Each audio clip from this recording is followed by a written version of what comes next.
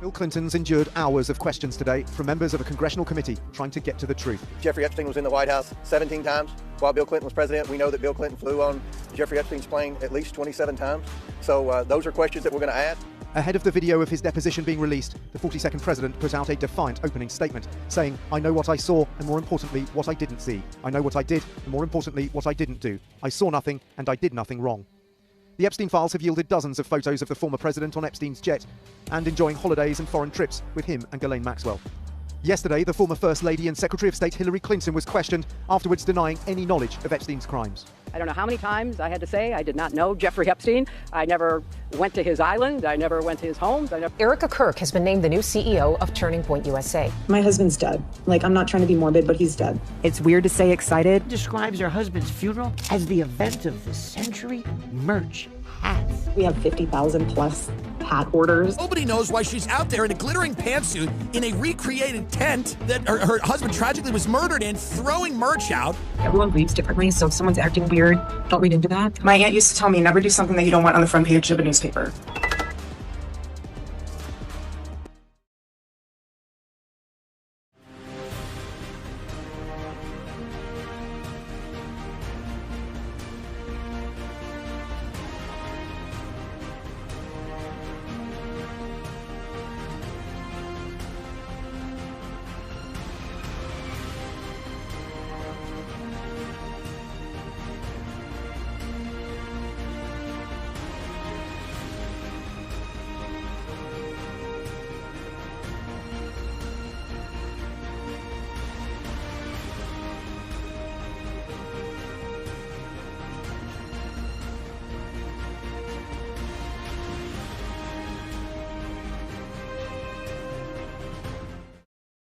That was weird. There we go. I think we might be echoing somewhere, though. That's what I'm worried about. Like at the end, was that? I don't know. But we're live, and we're live to so many platforms right now. It's not even funny. Because there's some you don't normally do. Right. So we're live on BitChute right now. Oh, I forgot to start Gitter. Hang on. Let's go Gitter. Oh. Okay. So I'm going to start Gitter in a second because I forgot to go grab. There's so much. I'm sorry we're late. I know that I told y'all we were going to be here on time, but listen here. We have the Beast. The Beast. We're going to call it the Beast. The Beast. Do we want to call it the Beast though? Yeah. It's got to be something more godly, do you think? I don't know. It's the Beast. The Stallion. I don't know. Let me try Gitter again here. The White Horse? I don't know. All right, so we're live on so many platforms right now. I think I added 3 here for tonight. I added Vocal, which we don't normally do. I added BitChute, which we don't normally do. I added Brighteon, which we don't normally do because the system, the Beast, the Stallion. You gotta call it the Beast. The Italian Stallion. You gotta call it the Beast. It's just the Beast. It's a good beast. See, because you know what we are not? We are not superstitious. That's so true. Okay? We are not superstitious. We see the number 6, we don't freak out. I do avoid it. I'm gonna be honest. So my product numbers all start at 001, right? If you had one of our products at 001, it was the first batch that we ever sold, right? So as they go up, 006. It goes from 005 to 007. Yeah, dude, I ain't doing that. We ain't messing around. When I get to 16, it's going to skip from 15 to 17. So no, I'm not superstitious. I just don't like the number, okay? I just don't. All right, so you know what you need to do? You know why and you probably can't because you're just little, is that light's not normally on. Can you reach up and unscrew it a little bit and touched by an angel? I needed to see some stuff. There you go, just a couple. There it is. Oh, much better. Now, so, hey, everybody. I got good. Was that loud in your ear? Do you need to turn it down? I have spots in my eyes. Oh, because you were looking up at the light. All right. So the reason why we're a little giddy, a little excited, a little nervous, a little all kind of stuff is because y'all know we've talked about Lil Abigail and Lil Leah and Neil Peterson and the whole 9 yards. Well, they're all connected. So Abigail and Leah are connected, and Abigail's dad is the brother of Pastor Neil Peterson. And this family is so awesome. He reaches out to us out of the blue. Literally, haven't heard from this dude in almost a year. And he's like, hey, did you ever get your computer system worked out? And I'm like, no. And he's like, I think I can help you get some more RAM. Then he sends a 4-page, I did say since. Then he sends a 4-page dissertation on why our current system is not great, even though he's so nice about it. He was so gracious about it. But he literally said in the nicest terms possible, very British, like, your computer is junk. It is not redeemable. We can do nothing with it. It's to retire to Fiji. Okay. So, and then he says, if you will let me, my wife and I and our family would like to build you a computer. Well, he's going to build it, but you know what I'm saying? So he did. So they came over the day before yesterday, Wednesday night. That's why we didn't have a Revelation Red Pill, and installed the beast. And I don't know that, like, so, you know, Pintos, like the car, right? So imagine a Pinto and then imagine an 18-wheeler. You know what I'm saying? So what can a Pinto pull? Okay. A Pinto can maybe pull like a little wheelbarrow or something like that. We were trying to pull a very large cattle trailer behind our Pinto. And that's our computer, right? And the Pinto kept telling us, I'm not designed to pull a cattle trailer with 18 head of cattle in it. Okay. And you keep trying to get me to pull. And so I kept taking cows out. You know what I'm saying? So I take different streams out. We do different things to try to ease up the load on the little Pinto. Well, he's now brought us an 18-wheeler tractor trailer, and I can pull whatever I want. I can pull a whole house. I can pull a galaxy. Okay?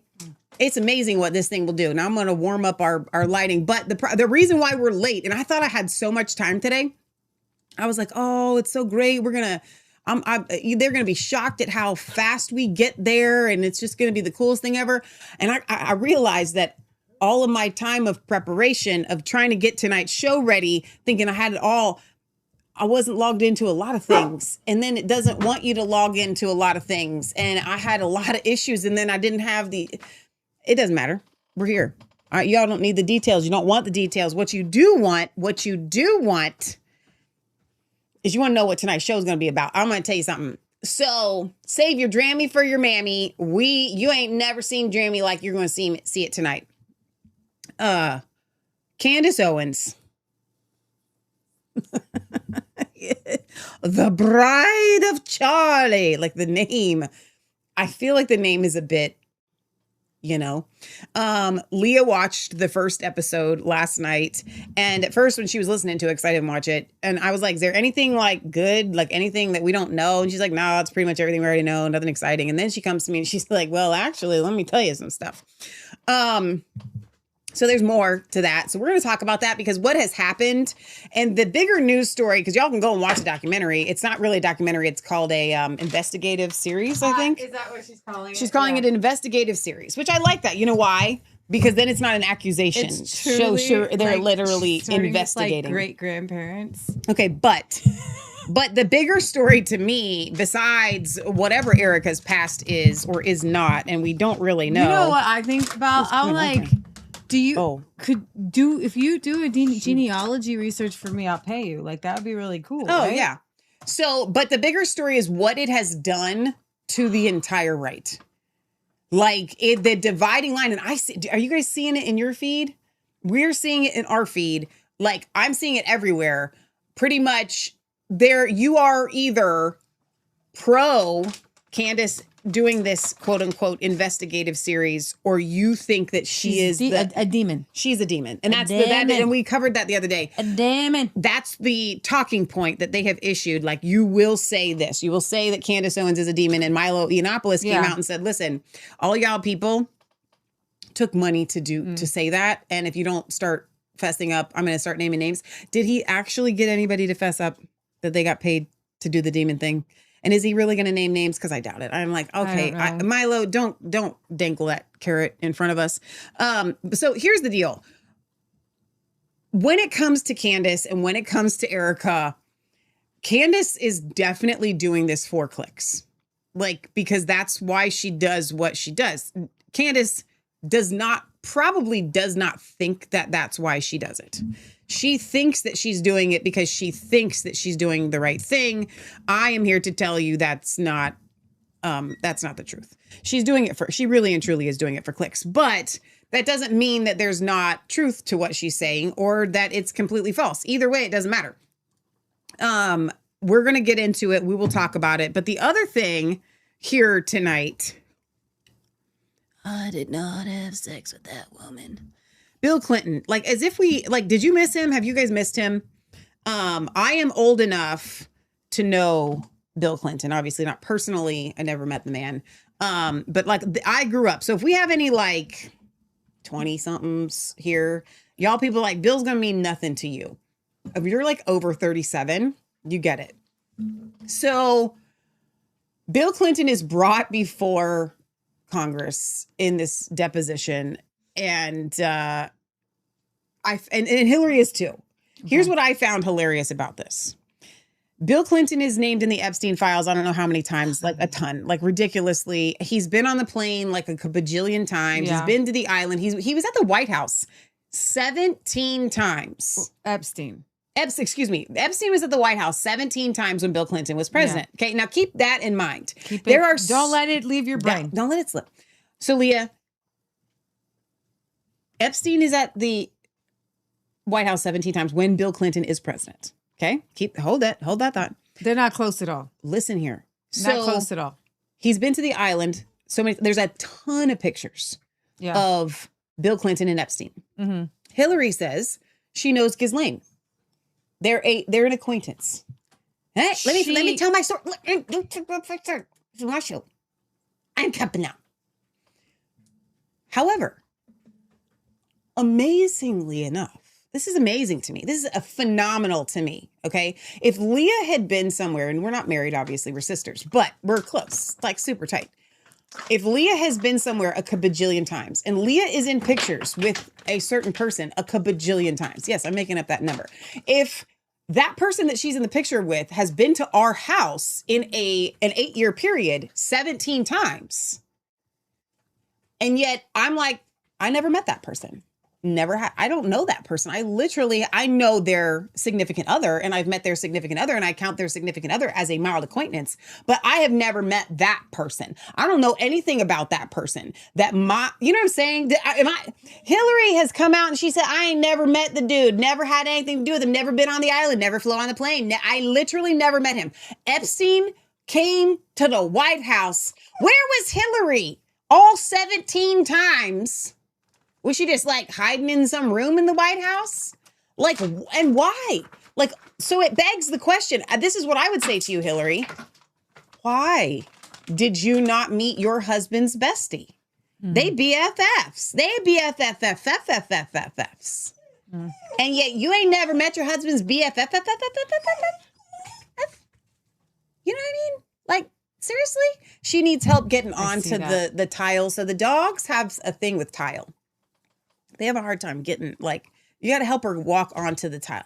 Like, she needs a rug. Oh, okay, thanks. All right. So anyway, we're going to get into that. Of course, both Bill and Hillary, essentially, they know nothing. They see nothing. They mean nothing. I don't know the ramifications of lying to Congress under a deposition, but I don't think it's good. Okay, so records and recent committee evidence indicate that Clinton flew on Epstein's private plane between 16 and 27 times for humanitarian trips. Sure. The files show that Epstein visited the White House 17 times in 4 years. Oh, so it wasn't his whole presidency. 93 to 95, so 2 years. You're kidding. So it wasn't during his whole presidency. It didn't span the 8 years. No, but like for 17 times in 2 years. What did I say? BFFFFFFFFs. It's like, that's once every couple months. Hang on. Like, do you know the last time that we saw our best friend, Catherine? It's been a while. It's been over a year, I think. Almost a year. Yeah. But so what does that say? And she lives an hour away. Yeah. So we're going to talk about Candace. We're going to talk about Clinton. And we're going to talk about, there's a representative from Congress, Tony Gonzalez, who was sexting his assistant. Mm-mm. And Lauren Boebert, and a few others like Massey have called for him to resign. But then some others, like Troy Niels, who is wearing a Trump tie in this video I'm going to show you. Oh, I need to pull up your tabs. He says that we can't afford to lose one right now, so, even if he's a sexter. Yeah, even if he's an inappropriator. I don't know what else you want to call him. An inappropriator. An inappropriator. Okay. I could see that. I do want to do something. I'm going to do something real quick. Because you know, when Nicholas came to install the system, right? Yeah. He kept saying, I need you to do something on here that will prove to us how good the system is. Okay. And I couldn't do a whole lot because I couldn't log into a lot of the things that I needed to log into, right? I want to see this, yeah. So one of the biggest issues is pulling up these tabs. As soon as I pull up the tabs, everything bogs down. Now, I can't say that. So Chrome is a little wonky by itself. It is. But the computer system should. And so I want you guys, I'm going to pull up the tabs. You're not going to see the tabs. You're going to see this video screen and see if we get, I need you guys to be honest. Is that what you were going to say? These are not the tabs. That's not the droid you seek. Oh boy. Okay. These are not the droids you seek. Wait. It's probably going to pull them up in multiple tabs. I'll close out Windows. This is what you want, right? This one right here. Yeah. I can only do all of them. So now we're actually going to pull up 2 windows worth. So we're really going to put this thing under load. Do I have 2 windows up? You probably do. Oh, I got a lot going on here. Yeah, but it's over now. Would it be helpful if I closed one? Well, the one you don't need, but now I don't know if I refresh if it's still there. So guys, remember, tonight's show is a real show, but we're trying out something for real. Mm-hmm. There we go. Thank you, Leah. That's very helpful. Oh, wait. Nope. Now we got to go down here. Here we are. So here we go. You ready? So yeah, we're going to not be glitching here in a second. We're not glitching. And look, this stream, none of that. Look at that. None of that froze. Are you watching this? Does it say anything? Normally that freezes. Bits per second. Look, normally we've lost 0 frames per second. How many do we normally lose? Many? I don't know. I don't watch how many we lose. We just lose them. And it constantly tells me. And then this right here, yeah, it freezes like this. And then all of a sudden it races to catch up and goes, and then it goes like that. And then it'll freeze. And then it races to catch like that to catch back up. Okay, we have had 0 dropped frames. And I'm doing what our little Pinto before would literally be going like, Michelle, you're beating me to torture and I just can't do it. You're asking too much. Okay, so this system's like, this is nothing for me. We ain't never going to have an issue ever again. It's going to be so great. And you know what I was thinking? You know what I thought today? Why are you smiling? I'm smiling for you. Yeah, I know. It's so happy. It's the happiest day. I'm smiling for you. It's the happiest day of our lives. So our friend Christine Cantrell, who y'all know that we cannot say enough about the Cantrells, that we love them. The girl sent us this super fancy Korean skincare thing. And then she sends us a private personal Marco Polo explaining it all. And Leah was like, Christine, you need to be on QVC. I am sold. Take my money, right? Yeah. So here's what I was thinking. I was like, you know what? I'm going to get that girl on live. I'm going to get it on live. We can come out and draw the stuff and let her do her thing and her little boost, spray thing. And listen, what's going to happen is we're going to be Benjamin Buttoning on the show live before your eyes with this magic Korean. We're not going to say magic, Holy Ghost Korean. Do the Koreans have the Holy Ghost? I don't know. These ones must skincare that at some point in the next couple of months, you're going to be like, Leah and Michelle, what happened? Who are these teenage girls that have replaced you? That's what's going to happen. Because we're going to come out here and you'll be like, she not even recognize us because it's Korean boost. That's what she did with the spray thing. She did it. I'm so excited. And you know what? Christine was doing that Marco Polo and I was like, she looked like she 27 years old. She did. I was like, oh. And she didn't have no work done. This is just the Korean boost thing. Wait till you see her do it. So I was thinking we should get her on live to boost everybody's. You know what I'm saying? So she's selling this stuff now. Mm-hmm. But she didn't send it to us so that we would sell it to you guys. She sent it to us because clearly she was thinking... Feeling bad for you. Yeah. And you know what? It's both offensive, but then when they're your best friends, it's not. It's not. I'm not offended. Bring on the very expensive skincare that I could never afford. Mm-hmm. That's it. All right. So that's news. But what's awesome is, thank you. Shauna says, this is great. No glitchy. Thank you, Shauna. You're never going to see a glitch again unless Lee and I all of a sudden go freeze. Did we glitch or did we just freeze? See what I'm saying? Yeah. So the kids came and then they went home. It was like 2 a.m. when they got home, and they're like, and Nick was like, they brought up your old. It was a recent video. They brought up your last video. And I think it was the State of the Union one where we dropped Trumpy. All kinds of streams, and you're always saying goodbye to Getter, goodbye to this. No, never gonna say goodbye to nobody. World. Yeah. You're here for me and I'm here for you. Leah, I could do 20 streams. Don't know what that means. For all the world to hear resistance checks. Wow. A whole new No, you lost it. You almost had it. Like you literally almost had it, but then you did not remove the children. Then send me a sexy pic, says Representative Gonzalez. What? She says, I swear my life has been a telenovela for the past 7 days. You don't really want a hot picture of me. Representative in Congress to his assistant, Tony Gonzalez. Yes, I do. Leah. Hurry. No. Okay, first of all. She says, is this a test? She says, no. I just don't like I just don't like taking pictures of myself. Leah. And he says, I'm such a visual person. Leah. Okay. So now this is somebody's personal exchange between a married man and a married assistant. Did I mention they were married? Do you know what married is? Usually means to have and to hold one person, not ask for pictures from other people. So we've got Mr. Tony trying to explain, tell everyone here, Michelle, when you bring up the tabs. I can switch over whenever you want. February 24th, he said that he refuses to resign. Bobar says resign. Thomas Massey says resign. I say resign. You say resign. And Trump is not putting his weight behind his primary, which is great. So you're going to be over to the left all the way to number 5. Johnny 5 alive. There we go. Okay, give me 1 second to switch screens. But you know what? It probably shouldn't even take, this is another thing that used to be very difficult for us to do. And I'm going to work on the... Here.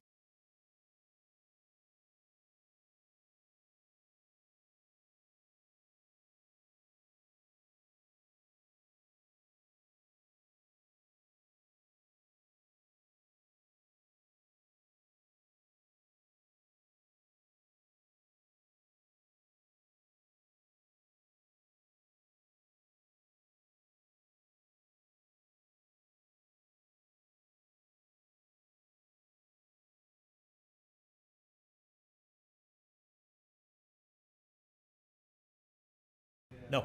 You're not. Are those text messages correct? Are they accurate? I am not going to resign. I work every day. I work every day for the people of Texas. But are those text messages, are they accurate? Are those real text messages? I am not going to resign. I'm not going to resign. I work every day for the people of Texas. Did you carry it? And there will be an opportunity for all the details and facts to come out. What you've seen is not all the facts. Did you have an extramarital affair with a staffer? What you've seen is not all the facts, and there'll be an ample time for all of that to come out. What are the facts? Can you address it right now? Your constituents want to know. My constituents are not here in D.C. My constituents are back home in Texas. What do you make of some of your colleagues? What do you plan to tell this? He practiced this in front of the mirror. He's like, oh yeah. I'm supposed to say the facts are going to come out. That's what you say in this situation. That what you've seen is not all the facts. He didn't deny, because that would be lying, right? So you can't deny because everybody knows they're real. And so he goes, and then this is how they spin. Mm-hmm. So the next spin is, I am not, beholden to you. I'm beholden to my constituents in Texas. Right. Okay, well, you're beholden to a lot of people. Let's play over here. Number 3. This is going to be the husband of the ex-staffer. Said that he has a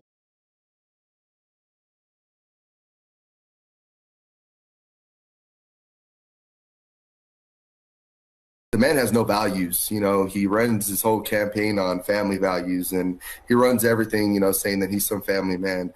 He's actually quite of a sick man. I have all the messages that shared between them two, and, the things that, I just released a tip of the iceberg of the things that this man was telling her. I released just what was, enough information for the people to understand who this person and who they were dealing with. If I were to release everything, again, my biggest thing is protecting my son. I will not release, the salacious messages that went back and forth much deeper than what, and much more graphic rather than what I presented to the American people. The man has no value.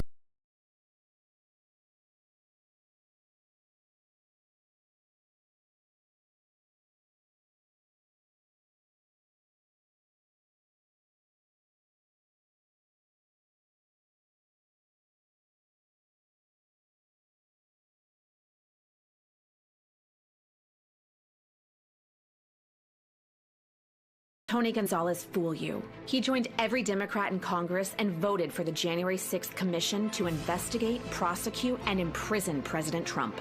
And he went on CNN to attack real pro-Trump Republicans, smearing them as racists. These people used to walk around with white hoods at night. Now they're walking around with white hoods in the daytime. Don't give Tony the chance to stab Trump in the back again. Vote for the Republican who's always had President Trump's back. Brandon Herrera.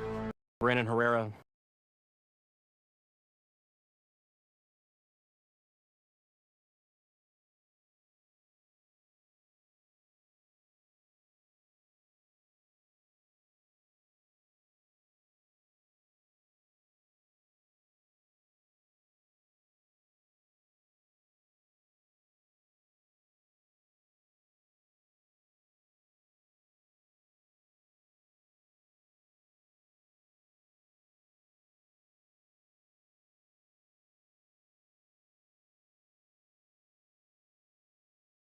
As a regional district director for Gonzalez in his Uvalde office. She died in September 14th, 2025, after setting herself on fire. Leah! In her backyard. Is this why? Yeah, it's got to be the demons around it, obviously. In February of 2026, text messages provided by Santos Avila's widower, Adrian Aviles, to Texas Tribune in San Antonio. I wanted her upstairs because she's just going to sit there and cry. So she needs to kind of go upstairs with the door shut. She's just sitting there and crying. You want me to take her upstairs and shut the door? Yeah, she needs to just go lay down. We've got 2 dogs here. And we can't fix this glitch of life. This is the glitch, of life. Yeah. This is a very, very sad and tragic story. And the now widower of this poor staffer is bringing messages out. And I feel that this is really, really, really bad. Text messages appear to show Representative Tony Gonzalez pursuing a relationship with his former staffer, Regina Santos, more than a year before she died by suicide. Oh my gosh. The messages were provided by ABC News, blah, blah, blah. In a series of text messages, we talked about them. He also appears to ask Santos about her sexual preferences, and Santos replies to the request by saying, "This is going too far, boss." So some people are saying that he was just having a... Stop. What? So they're telling me that when I'm screen sharing, they can't hear us. I can fix that while Leah's talking. I have acknowledged it. Thank you for your text messages. Keep going. Okay. That's good to know. Thanks, guys. So when she says this is going too far, boss, she drew a line. Yeah. She's saying, I'm not maybe she got drawn into a little bit of a flirtatiousness. Yeah. But she didn't want this relationship to go. She is just trying. And I'm going to tell you something. Being a female in a male kind of world. That's what I was going to say. Is very, very difficult. You have to put on the full armor of God. Mm-hmm. Because men, they don't pursue you as some sort of equal. These kind of men who will flirt with anybody or anything, they don't care about you. But because women are predisposed to to actually, and I'm just going to tell you biologically, women are predisposed to think that when a man pursues them that he's genuine. That you want to, the way God has designed the sexes is women want to please men in general, especially if they're your boss, especially if you already respect them. So you're going to try to, or she's going to try to, this is her boss, by the way, right? Yeah. She's going to try to just let it slide. Raise your hand. I have slipped out of the amount of sexual innuendo in conversations with across the gambit of situations in my life, from pastors, to Christian men, fathers. The amount that I have slipped through and just kind of when you say slip through, maybe use another phrase. You turn the subject around. You get out of the situation because you're usually in a public place or you're around other people. What are you going to do? Most of it is like innuendo.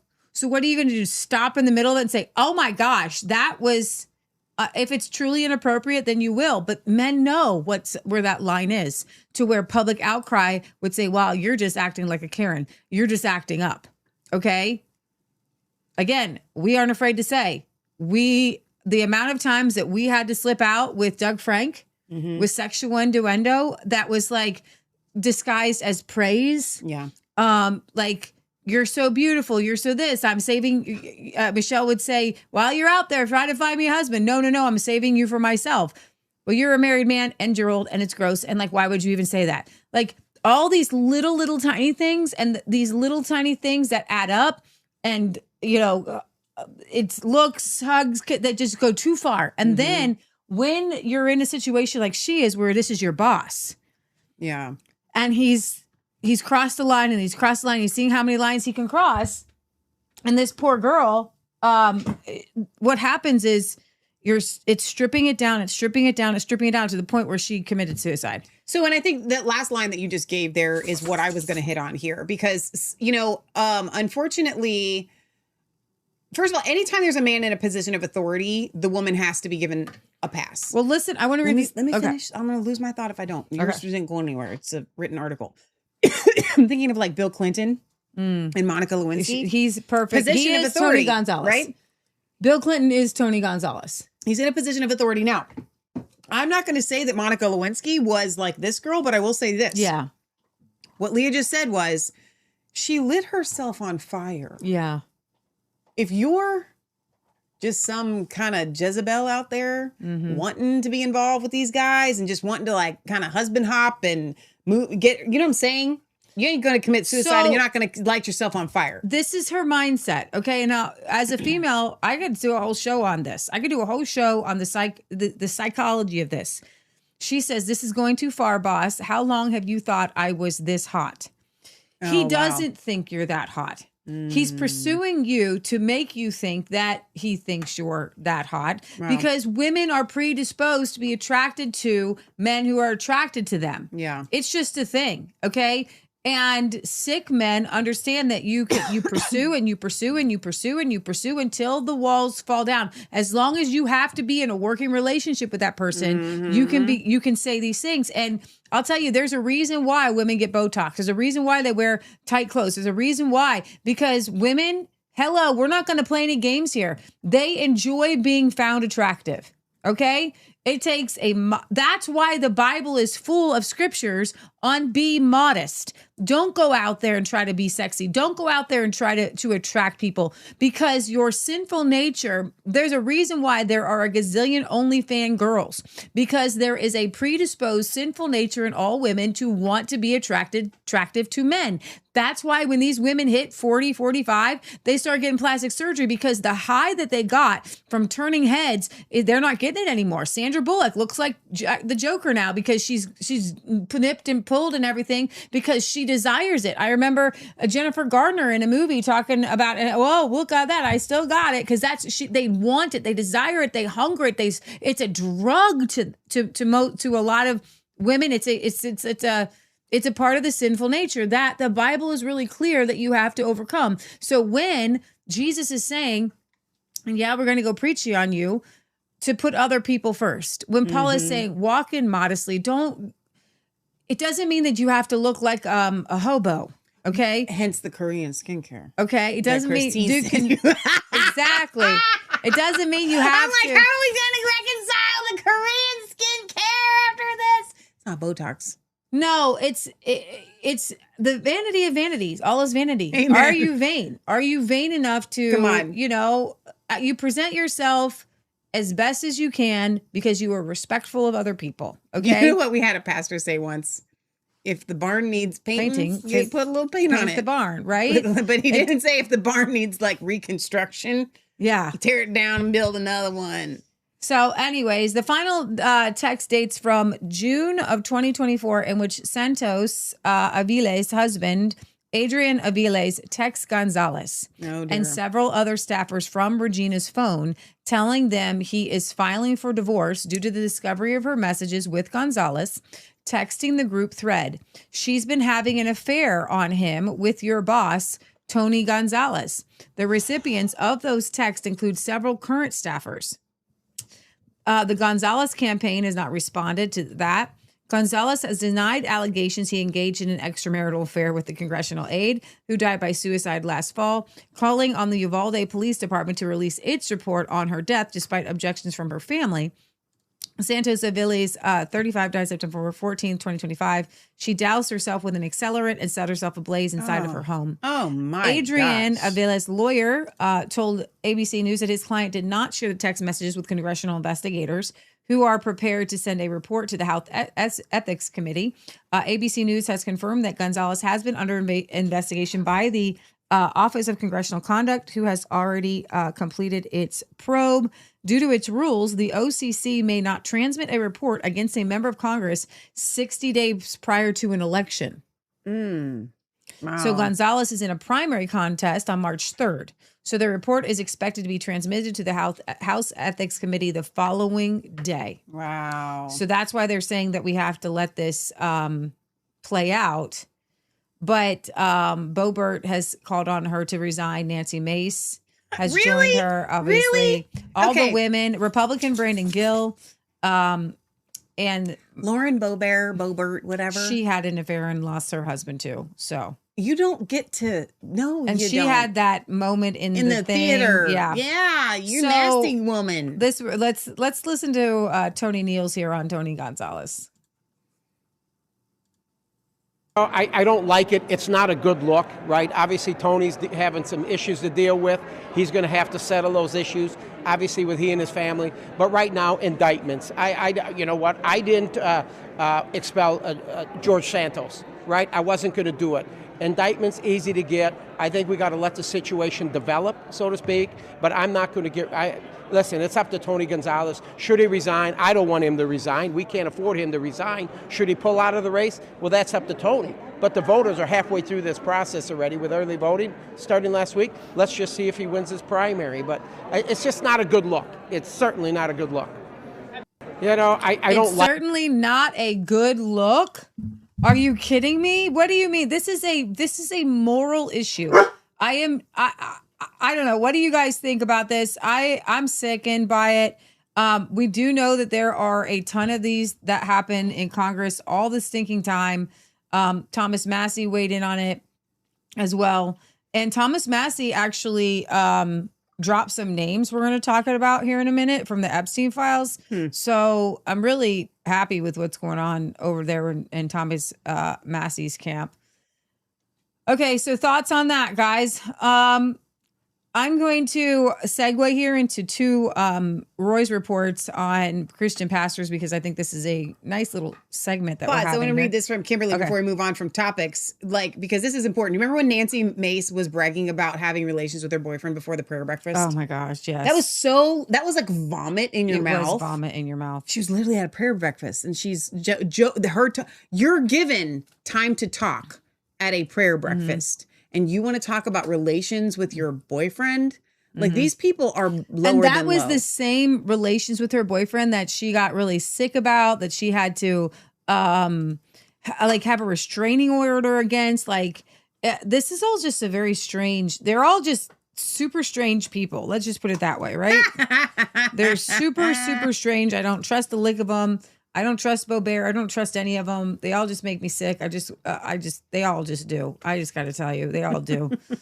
But we got to talk about them because they're running our country.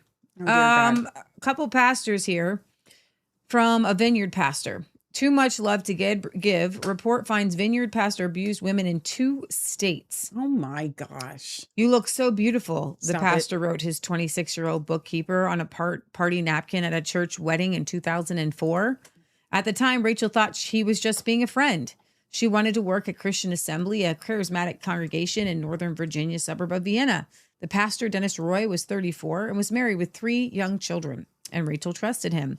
Then he'd start casually brushing up against her, blah, blah, blah. No! And in her off time, the pastor would call her so often that she changed his name to Dad in her phone so her roommates wouldn't wonder. He discouraged her from spending time with other friends. As the relationship began to take over her life, other members of Christian Assembly, which no longer exists, blamed her for the attention, labeled her a seductress. Then one day, she said, he invited her to an office and did some things. And she says she just froze. And that was just the beginning. The clergy sexual abuse continued for 8 months. And there was an investigation submitted to the Vineyard February 8th of this year. After leaving Christian Assembly, Roy moved to Brownsburg, Indiana, and started New Day Church, which became the Brownsburg Vineyard in 2019. Roy abused other women while he was a Vineyard pastor, the 66-page investigation found. He said inappropriate things, touched people inappropriately, and had relationships he described as affairs. The reported victims were either Roy's subordinates in the workplace environment or a member of his congregation. His behavior was largely unchecked with little consequences. Dennis Roy haunted an unknown number of women for 2 decades. While under the guise of a pastor, he was able to escape accountability. The investigation found that church leaders from Christian Assembly, New Day, and the Vineyard knew about inappropriate behavior, but did little about it to nothing about it, allowing him to move on. It's the charismatic version of the Catholic Church Pass the Trash, and no criminal or civil charges. Rachel prompted the investigation in 2024 when she contacted the Vineyard's tip line run by an investigative firm, Guidepost Solutions. She said Roy groomed her and exploited her while styling himself as a man of God. This was not a fall, but an intentional trap set to trick and exploit me by someone I trusted as a pastor and a man of God. He would also say he, like King David, had too much love to give. What? Rachel said she was sheltered with no prior sexual experience. Oh, dear God. When she tried to set boundaries with him, she recalled that he laughed at her. She claims Roy was manipulative, controlling, and coercive. I don't know how to explain it, but it was like something inside of me caved. Whatever he had done had broken something inside of me, almost like he could do whatever he wanted. Rachel said the two engaged in everything but Roy is now 56, would later describe it as an affair. Meanwhile, he preached on Sundays about resisting sin with the Holy Spirit's help. This is why it's not an affair. This girl is keeping herself from marriage. That is an MO with these guys. And she said no. Several times. I don't like this. I don't want to do this. But women get drawn into these things. That's why there should be protection around these kind of situations. We just need to be really open about things. Now, women can seduce men. That's a thing in the Bible. Read Proverbs, okay? But it goes both ways. So you need to understand if there is a perpetrator in a situation, if it's just 2 people falling into sin, that's a different story. But if there is a perpetrator and you see this guy by his in a position of power and authority, by his repeated sins, and usually it's a guy who with obvious sexual experience, he has 3 children with these other girls who don't have any, then you are duty bound to you're the guy you're pursuing. You want something. You pursued something. Yeah. Okay. To steal something, actually. Yeah. In December of 2004, Rachel's friends finally convinced her she was being abused. When Roy went on vacation to Canada with his family the next month, she packed up in the middle of the night and fled her job and home. According to the report, she told an unidentified pastor from a sister church what had been happening and she needed to leave. He brought the allegations to Roy's elders.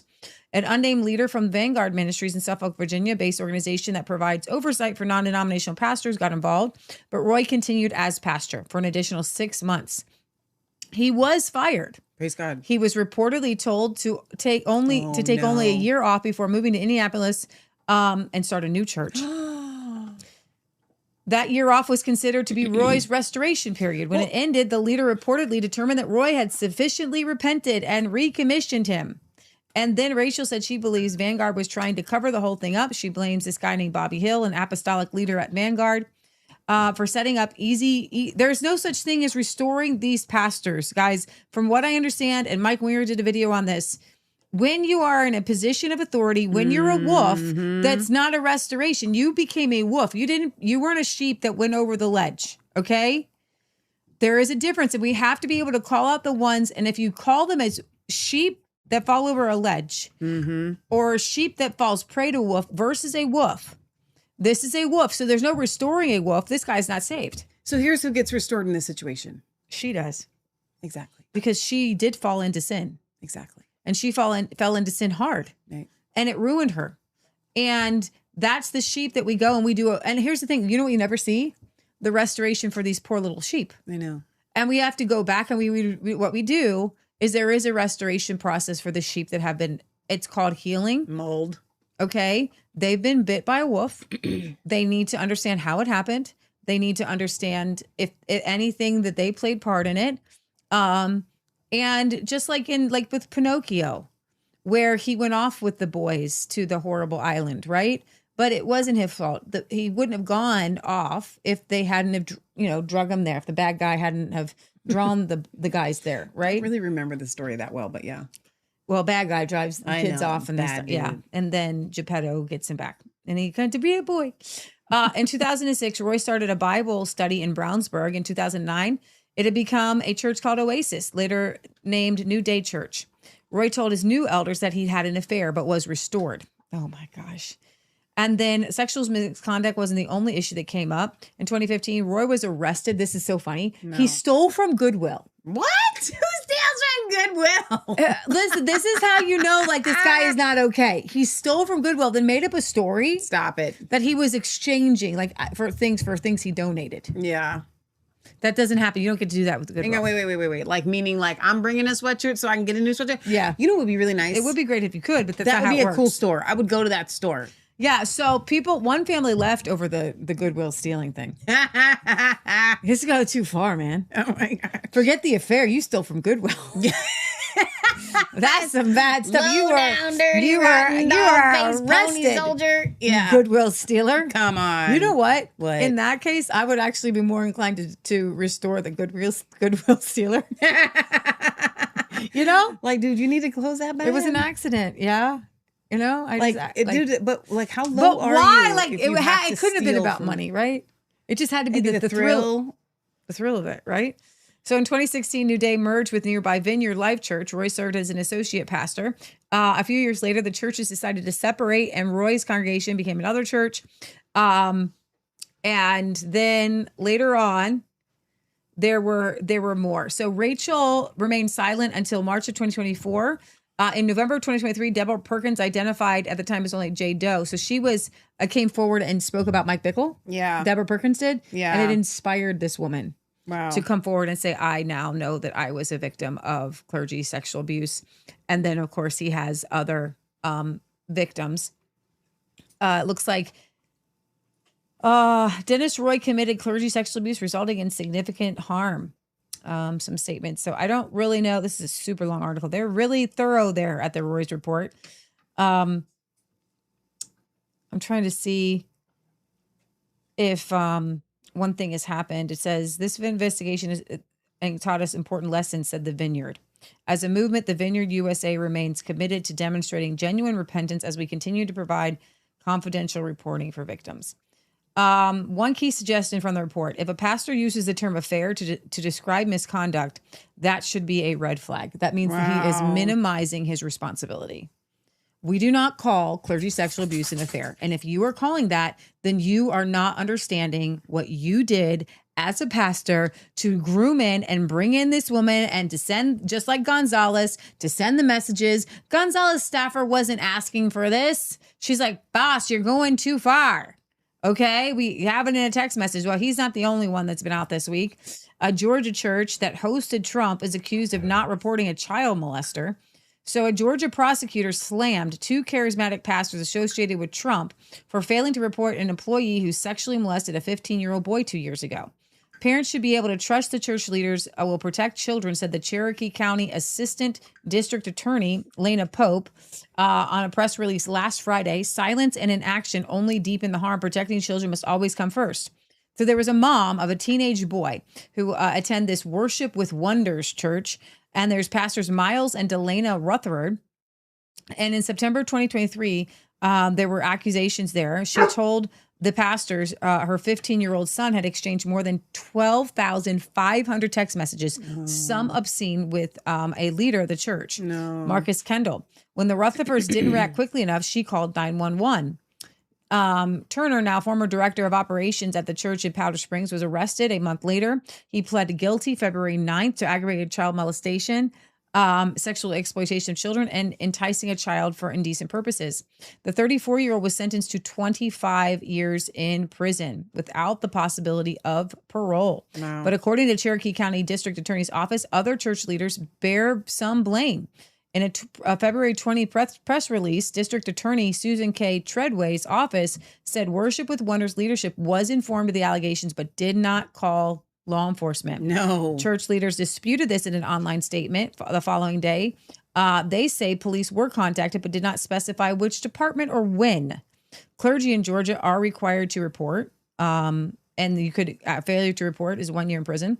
And then the Rutherfords founded Worship with Wonders, which meets in a renovated shopping center. And they were connected with the Trump administration and was, I'm sure they're highly in that Paula White This category. is just from December 12th. Yeah, this just happened. Yeah, this is really sad. And some of the residents accused the church of a bait and switch. The church was not, in fact, affirming LGBTQ identities. Instead, Worship with Wonders invited gay people to visit and hear that their lifestyles were sinful.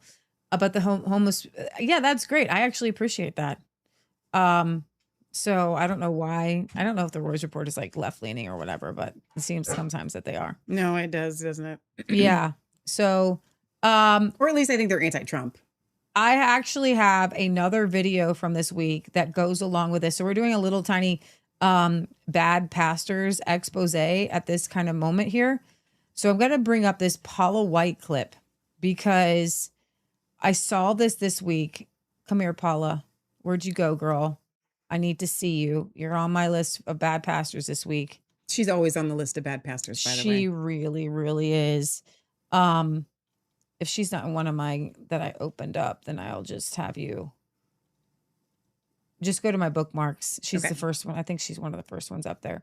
So this is what? Okay, no, I did log in. It's all these things that you don't think about. I wasn't ready for all the things I wasn't logged into. I had to log into your X account. Yeah, so scroll down a few. Keep going, keep going, keep going, keep going, keep going, keep going. Paula's there somewhere. I'll find She's her. coming. Yeah. Paula. She's so sickening. Where is she? Hey, Paula. Yeah, they probably deleted it. No, this is like from last week. Where are you? Let me see something. What do you mean last? Oh, all this. Am I in the wrong account? No, that's right. But she shouldn't be that far down. Well, maybe she should be like she should be like 4 down, like under Trump here. Okay, so I got Thomas Massey. Yeah. Keep going. Who's that kid? Keep going. Keep going.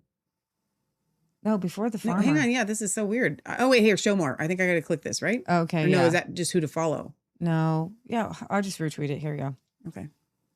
Sorry, buddy. I don't know why your bookmarks are different than mine. No, that's weird. What's going on? Okay, so this was at a conference. Recently? A recent conference, a recent 2026 Unleashed conference. Is this what I heard you playing earlier? This reminds me of Kenneth Hagin. Yeah. I've told you guys, I went to Rhema Bible Training Center, Word of Faith. Yes, it was a name it, claim it.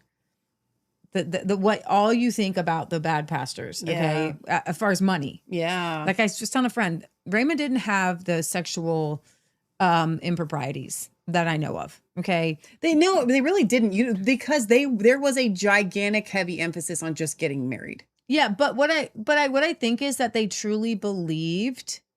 A lot of the name it, claim it people actually believed. That Oh, if you sure. gave Yeah, to yeah, them, yeah. then you would be blessed. Right. So, but Paula White came She's a on the complete fraud. heels of that. Yeah. Okay. I believe that Kenneth Hagin had a real teaching that he really believed in this teaching of giving money. Mhm. Okay.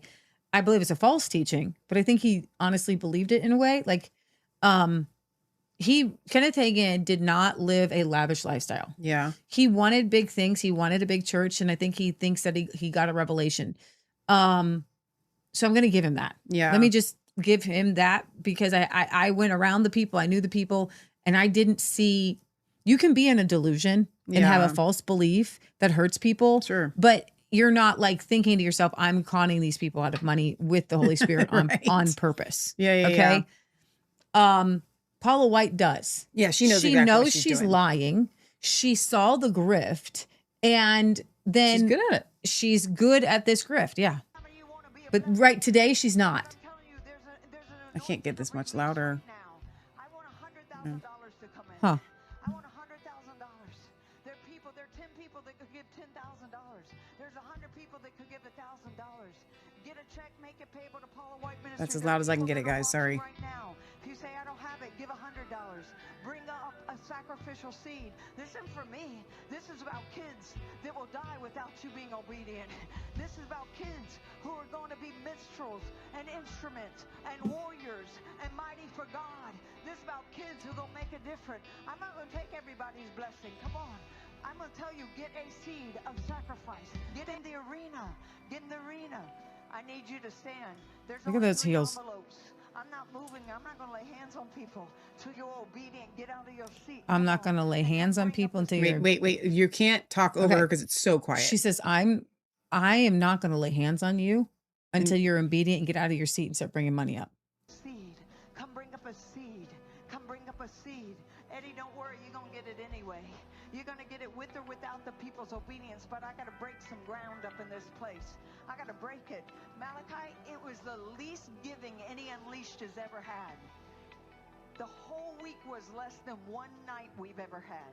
The lowest Unleashed offering was $59,000 on a night, I think, in a day. It's not even been 40 for the whole week. But that doesn't matter. God already raised I got you a mouse right here. You have your own. given it to me. Isn't that nice? So she's telling them the numbers. Yeah. You're not supposed to do that, by the way. No. You're not supposed to let your left hand know what your right hand is doing. But she's saying for this conference, this Unleashed, she said for the whole week, you guys have not given what one night would normally be. And you've only given $40,000 so far. She's like letting them know. Doesn't matter. I'm not doing this because I need it. I'm doing it to break something off them.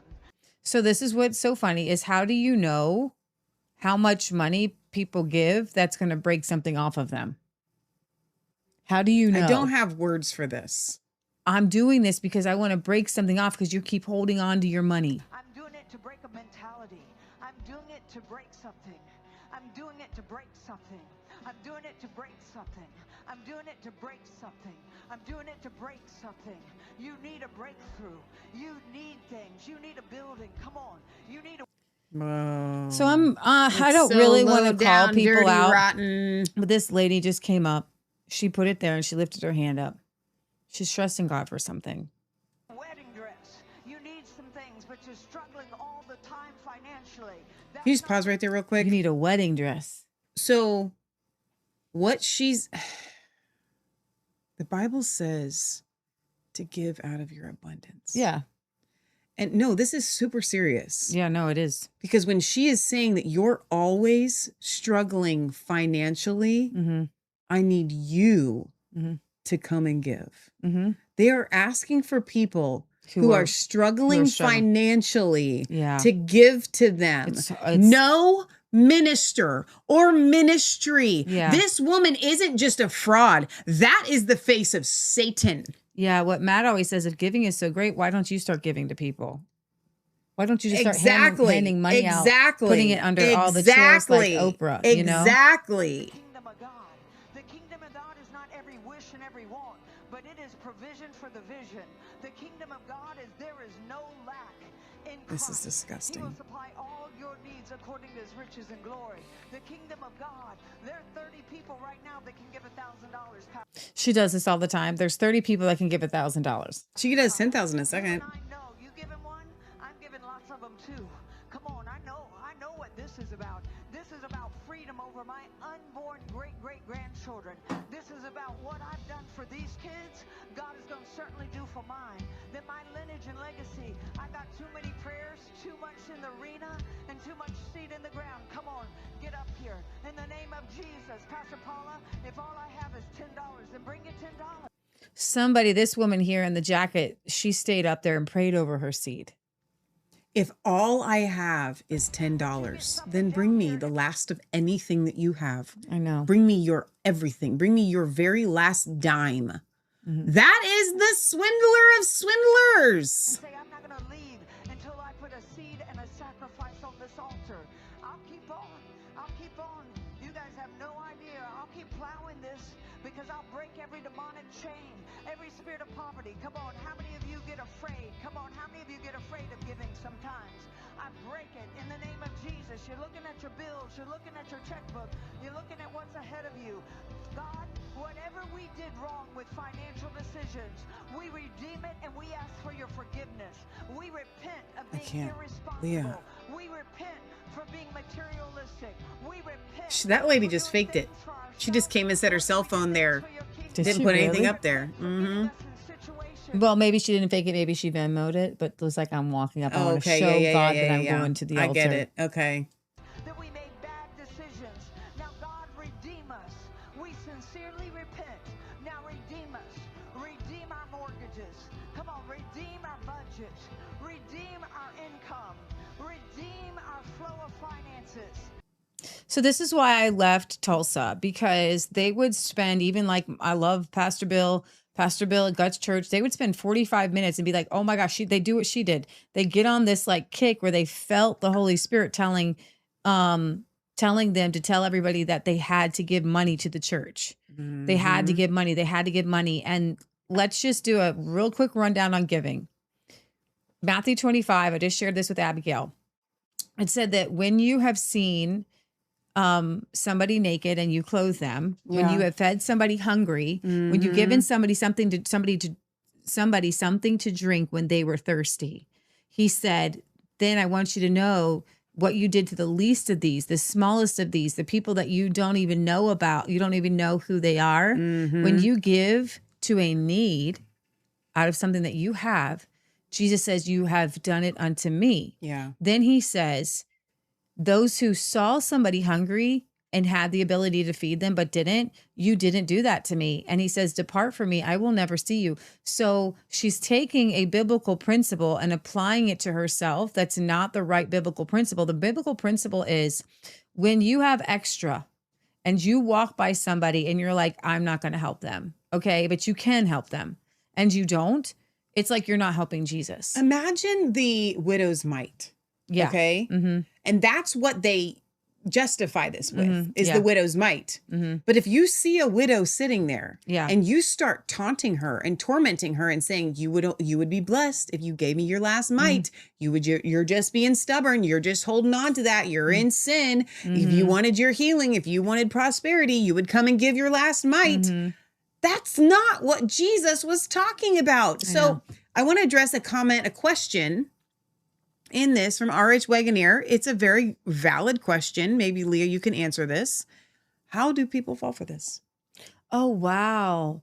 It's spiritual. It's worth asking that question and talking about it. Spiritual manipulation. Yeah. So you hear of signs and wonders and miracles. If you've been touched by God, by somebody like on you're scrolling through the television and a pastor comes up, God can meet you where you're at. And you'll think that you're getting a message from God, from this person, when really God is just talking to you. Yeah.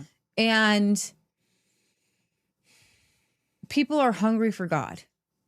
And a lot of times it's easier to go to the bigger churches where you hear a move of God is happening. And for a lot of these people, they're looking for miracles. They're looking to chase down a move of God. They're looking for something like, it's not falling for it because there's biblical principles to what they're saying. Okay. And they're just manipulating the word of God. So I just have grace because we fell for it, because when all you have is turnip soup, then you're going to eat turnip soup. Okay? Oh, you're going to bring him on the, oh my gosh, Toby, he can't. Put his legs on there. Grab his I arms. got him. Come here, Tobers. You want to say hi to everybody? Yeah. Yeah, is that Toby? Your foot Hi, down. Can I Tobers. see Or do you want? Yes, you can. Mwah. You just got a bath, didn't you? He's You're all a good groomed boy. and happy. Yes. Okay. Come on. Oh, there you go. There goes your water. There goes all the things. Okay. That was fun for him. He did like it. He likes being picked up. He's such a big dog, but he loves being picked up.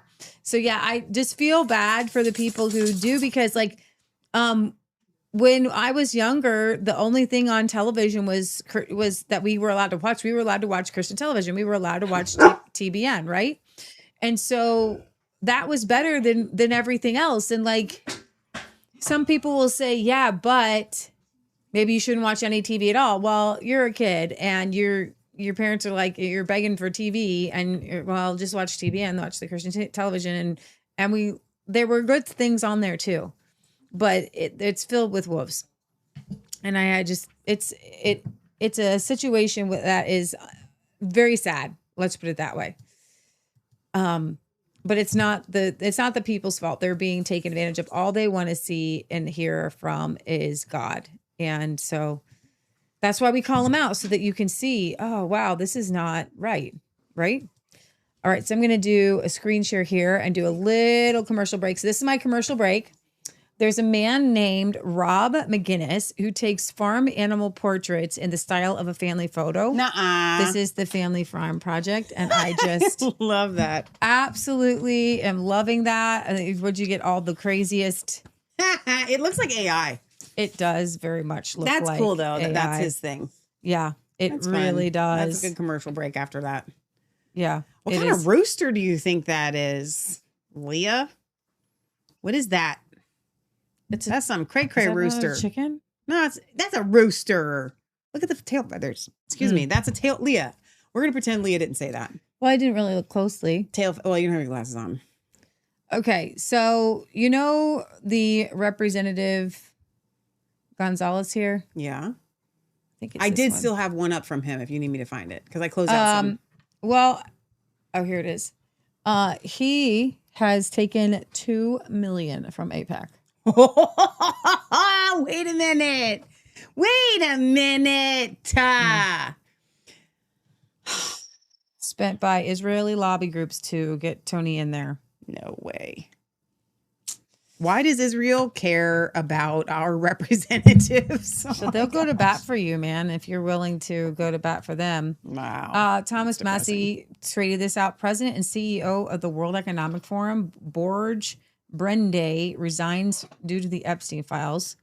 We'll probably cover that on Sunday. All right. This is Howard Lutnick. The DOJ, if you, I don't know if you can see the guy that's kind of balding. Okay, in the blue shirt. Yes. Okay. So Howard Lutnick. Is there another picture in this? No. Oh, what is this? So there it is. That's just the name that proves that he's there. Okay. Yeah. Right now. Oh, boy.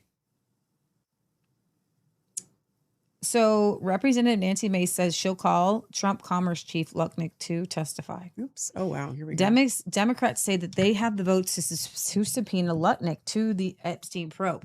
This is why Trump did not want to and said there's nothing there. A lot of good people will be caught up in it. So we've covered a little bit about Lutnick. But his connection with Epstein is so crazy that they owned the same building, not at the same time. But I think I don't know if it was Who on owned Sunday. it first? I'm trying to remember. I'll Google it. But each of them bought it for like $1. Oh, so or there's some something sort of like inside that, thing right? going on there. It's really weird. And that picture that you just saw, the DOJ, Thomas Massey tweeted it out. The DOJ removed that photo from the Epstein files. Wow. So the DOJ is in this giant cover up. First of all, remember they blurred out Les Wexner's name. as a co-conspirator. And once they realized that this was Lutnick and on the island, Lutnick probably did some things. Now remember, where he after Epstein had done all of his craziness in 2008, that we read the email that he was going to go to the island with his wife and kids. So from what I'm finding is that it wasn't that they owned the same building, but Lutnick's firm, Cantor Fitzgerald, was a major tenant at 40 Wall Street, which is also known as the Trump Building. No, that's not it. That's not they owned the same, they had a same building. I'll have to look it up. Okay. Lutnick and Epstein were in business together. Lutnick and Epstein each signed on behalf of a limited liability company that agreed on December 28th, 2012 to acquire stakes in a now shuttered advertising technology company called Adfin. Epstein and Lutnick's signature appear on neighboring pages in the contract, with Epstein signing for his Southern Trust Company. Lutnick, the former chairman of financial services firm Cantor Fitzgerald, who at one point lived next door to Epstein, told the New York Post in October that he and his wife Allison had cut ties with Epstein in 2005, deciding after taking a tour of Epstein's New York townhouse, "I will never be in the room with that disgusting person." Remember that? However, it appears Epstein and Lutnick continued to maintain contact and emails, so they arranged phone calls and planned to have drinks in 2011. And the following year, the couple and their 4 children planned to visit to their island. So maybe they were neighbors. They owned adjacent. So you mean buildings. the AI was right? They were neighbors. Right. They never owned the same building. So that was another guy then we must have read about that owned the same building. It's hard to keep track of everybody. Okay. But Thomas Is Lutnick Massey, the guy that lived next door to Epstein? Says Kimberly Vinzel. Yes, that's the one we were just that's the one we were just talking about. But right now he is Secretary of Commerce. Like he is in Trump's cabinet. Okay.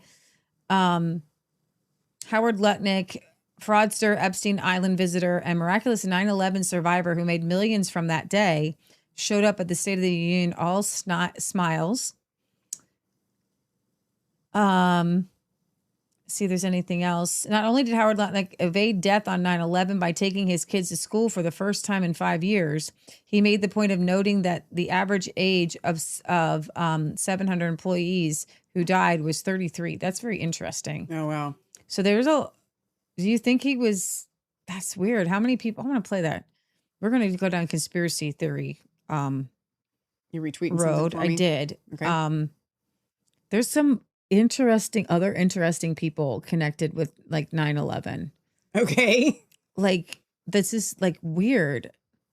This guy looks such such a poser. You know what I mean? Like he's classic New York. It's so strange. Like they have this weird look. So what year is this from? It's 2001 or something. It says not only did Howard Lutnick evade I just death, read it. I already played it. So all right. I already read it. So you just play it. Okay. Yeah. All right. The needs of these young families. Many of your traders were just in their 30s. We've got the average employee we have is around 33 years old. So they're just married. We have probably a dozen women who are pregnant with babies who just lost their husbands. We've got lots and lots and lots and lots. We must have more than 1,000 children, 1,500 children who've now lost one of their parents, and they've lost the breadwinner that makes all the money. So we are dedicated to raising money for our foundation, which will go to take care of and try to help the victims of this horrible tragedy and try to make their lives a little easier, whether that pays for health insurance for a long time or gets them some extra money or makes their lives even this much easier. I mean, that's what we're doing, and that's what we're driving for, and it's called the Cantor Fitzgerald Foundation. And anyone who can make a donation to it is going to help a lot of people who really need it. And just finally, it was just, the accident of timing and luck on your part that you weren't in the building. And I know some of the other survivors here. How do you feel it must, carry you in so many different directions? So wait.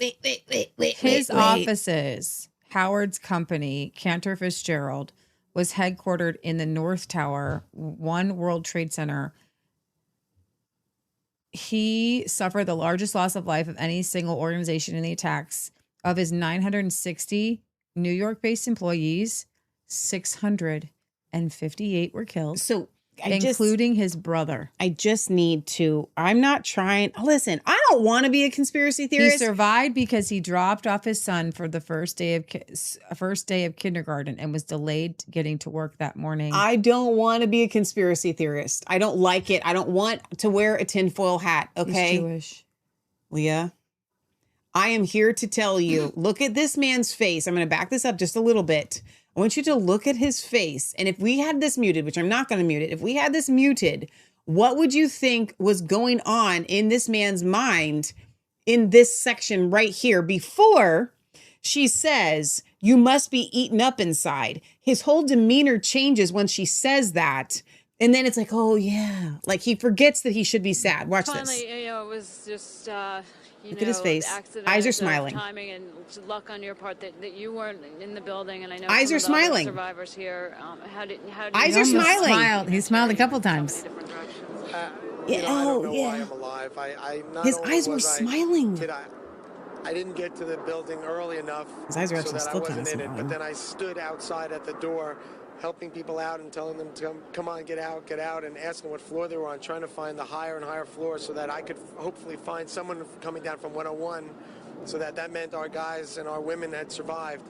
But I'm standing under the building when the number 2 collapses, and I'm just lucky to be alive, and I don't know why I am, but you know what, I'm just thankful, and it must be because I've got the responsibility to try to do my best for this group of 700 families, and I'm just one of them. I lost my brother, my sister's here. We're just part of the family, and that's my responsibility, and I'm going to do my best. And my fantastic employees at Cantor and Eastspeed and TradeSpark, they're doing their best to support these guys, and that's what's driving them. And I think they're heroes. They're really all heroes.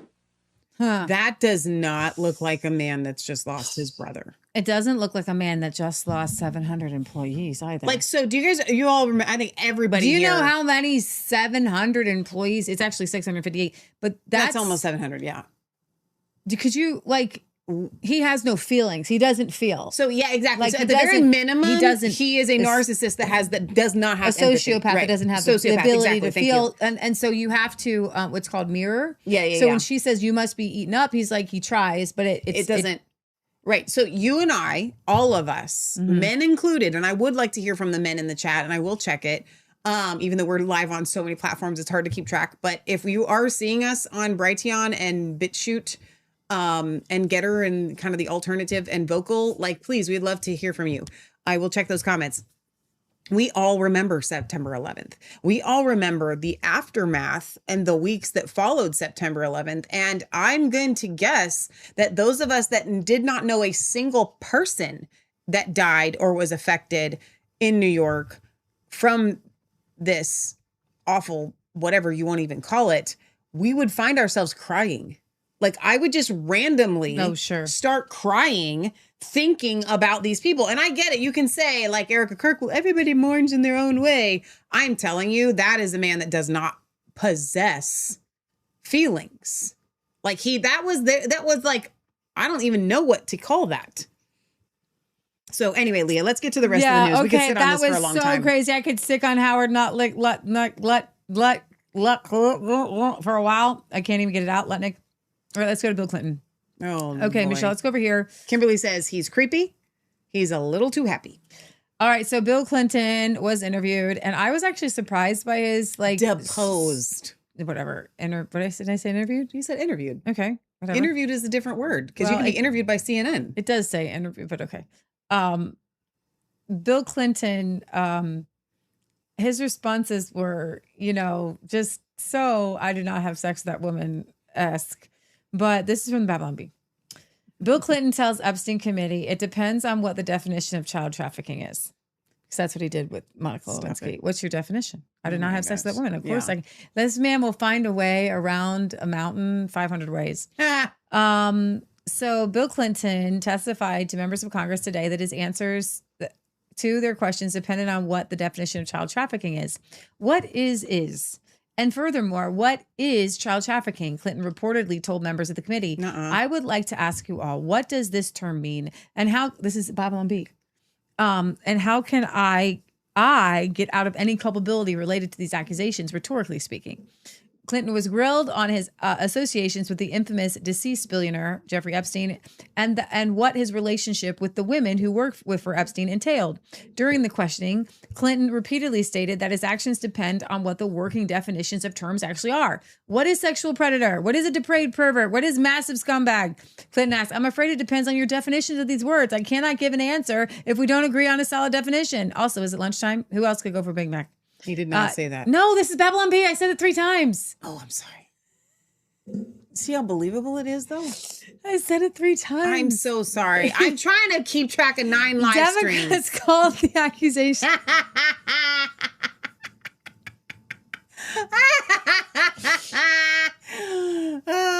You know what I was thinking as you were saying this? Does Bill Clinton have like the cognitive presence of mind to have an answer like that? So listen, the fact that you could believe it. I totally believed it. 1000% I believed it. Yes. Yes, he did say these things. No, he didn't. Democrats called the accusations against Clinton ridiculous and asked how a man with his character and spotless track record of upstanding behavior could be dragged into something so unseemly. Clinton responded by saying it would depend on what any given person's definition of unseemly was. I'm Okay. To so the real deal. That wasn't Close the actual it out. Close it out and go to the next one. Just hit close. Just X, X, X. Bill Clinton says, but Hillary Clinton, Bill and I have no connection to Jeffrey Epstein. Wait, Bill and I? That's what she said. Well, I don't know. That's what somebody's saying. Okay. They're like dressing in the same kind of outfit here. This is a very chummy picture here. In the White House. Look at Ghislaine. She looks like a witch staring at him. And they're like, this is super chummy. So Hillary Clinton is saying that Ghislaine was a guest of a friend at the wedding of Chelsea. Oh, I'm pulling up. Wait, that picture's not in my thing. I can pull this up though. Okay. She's in the front row of Chelsea Clinton's wedding. You just don't like bring a person that you don't know to a Clinton wedding. This picture, go back to this one if you can. Just close that out. If you close it out, I'll bring it back up. Bill and Ghislaine, this is a chummy picture, okay? These people are chummy. They know each other, okay? Now, I'm not going to read this monstrosity of a lie, but Bill Clinton's PR firm thought it would be great for him to tweet this out. Go ahead, read it. No, not that, the thing above it. Oh, okay. Just that. Okay. As someone who grew up in a home with domestic abuse, not only would I not have flown on his plane if I had any inkling of what he was doing, I would have turned him in myself and led the call for justice for his crimes, not sweetheart deals. Okay, let's scroll down a little bit here. Sure, Liz Churchill says, sure, liar. Bill Clinton had Epstein at the White House 17 times. Bill and Hillary ditched Secret Service numerous times and went to Epstein's Zorro Ranch in New Mexico directly from the White House. Bill Clinton is listed on the flight logs of the Lolita 26 times. But then, like, we all know, is that... You can't zoom in on those. Okay. And then there are other pictures with him with other women, okay, in the Epstein files. Okay? So if you scroll down, there's that. We know that one. Of course, there's that. Yeah. Okay. That was in Epstein's apartment or whatever. Your timeline is different than mine. So I think I have the next one over is Hillary Clinton used to attack. If any, did you play in criticizing the character of the women who have accused Bill of sexual misconduct? None. If somebody's willing to pay you $130,000 or $170,000 to say something, and you get your 15 minutes of fame, and you get your picture on the front page of every newspaper, and you're some failed cabaret singer who doesn't even have much of a resume to fall back on, and what's there she's lied about. You know, that's the daughter of Willie Horton, as far as I'm concerned. What role, if any, did you... Can we just wait? So yeah, she's changed her little accent. You know, she's just some hillbilly, or she was faking the accent because hillbillies are relatable. I don't know. Yeah, what it is there, Hillary. Yeah. We know that she has used those accents before. Yes, she has used those accents before. Let's go to YouTube number 4. Trump He's uncomfortable with Bill Clinton being interviewed. What's that?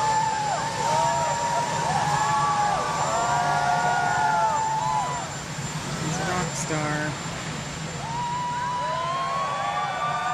Amongst all the young people.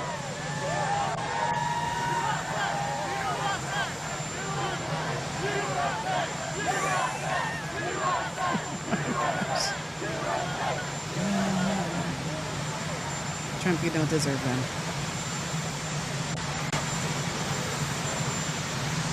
No, it's kind of sad. All right, can we skip ahead here? Yeah. Because he was asked about the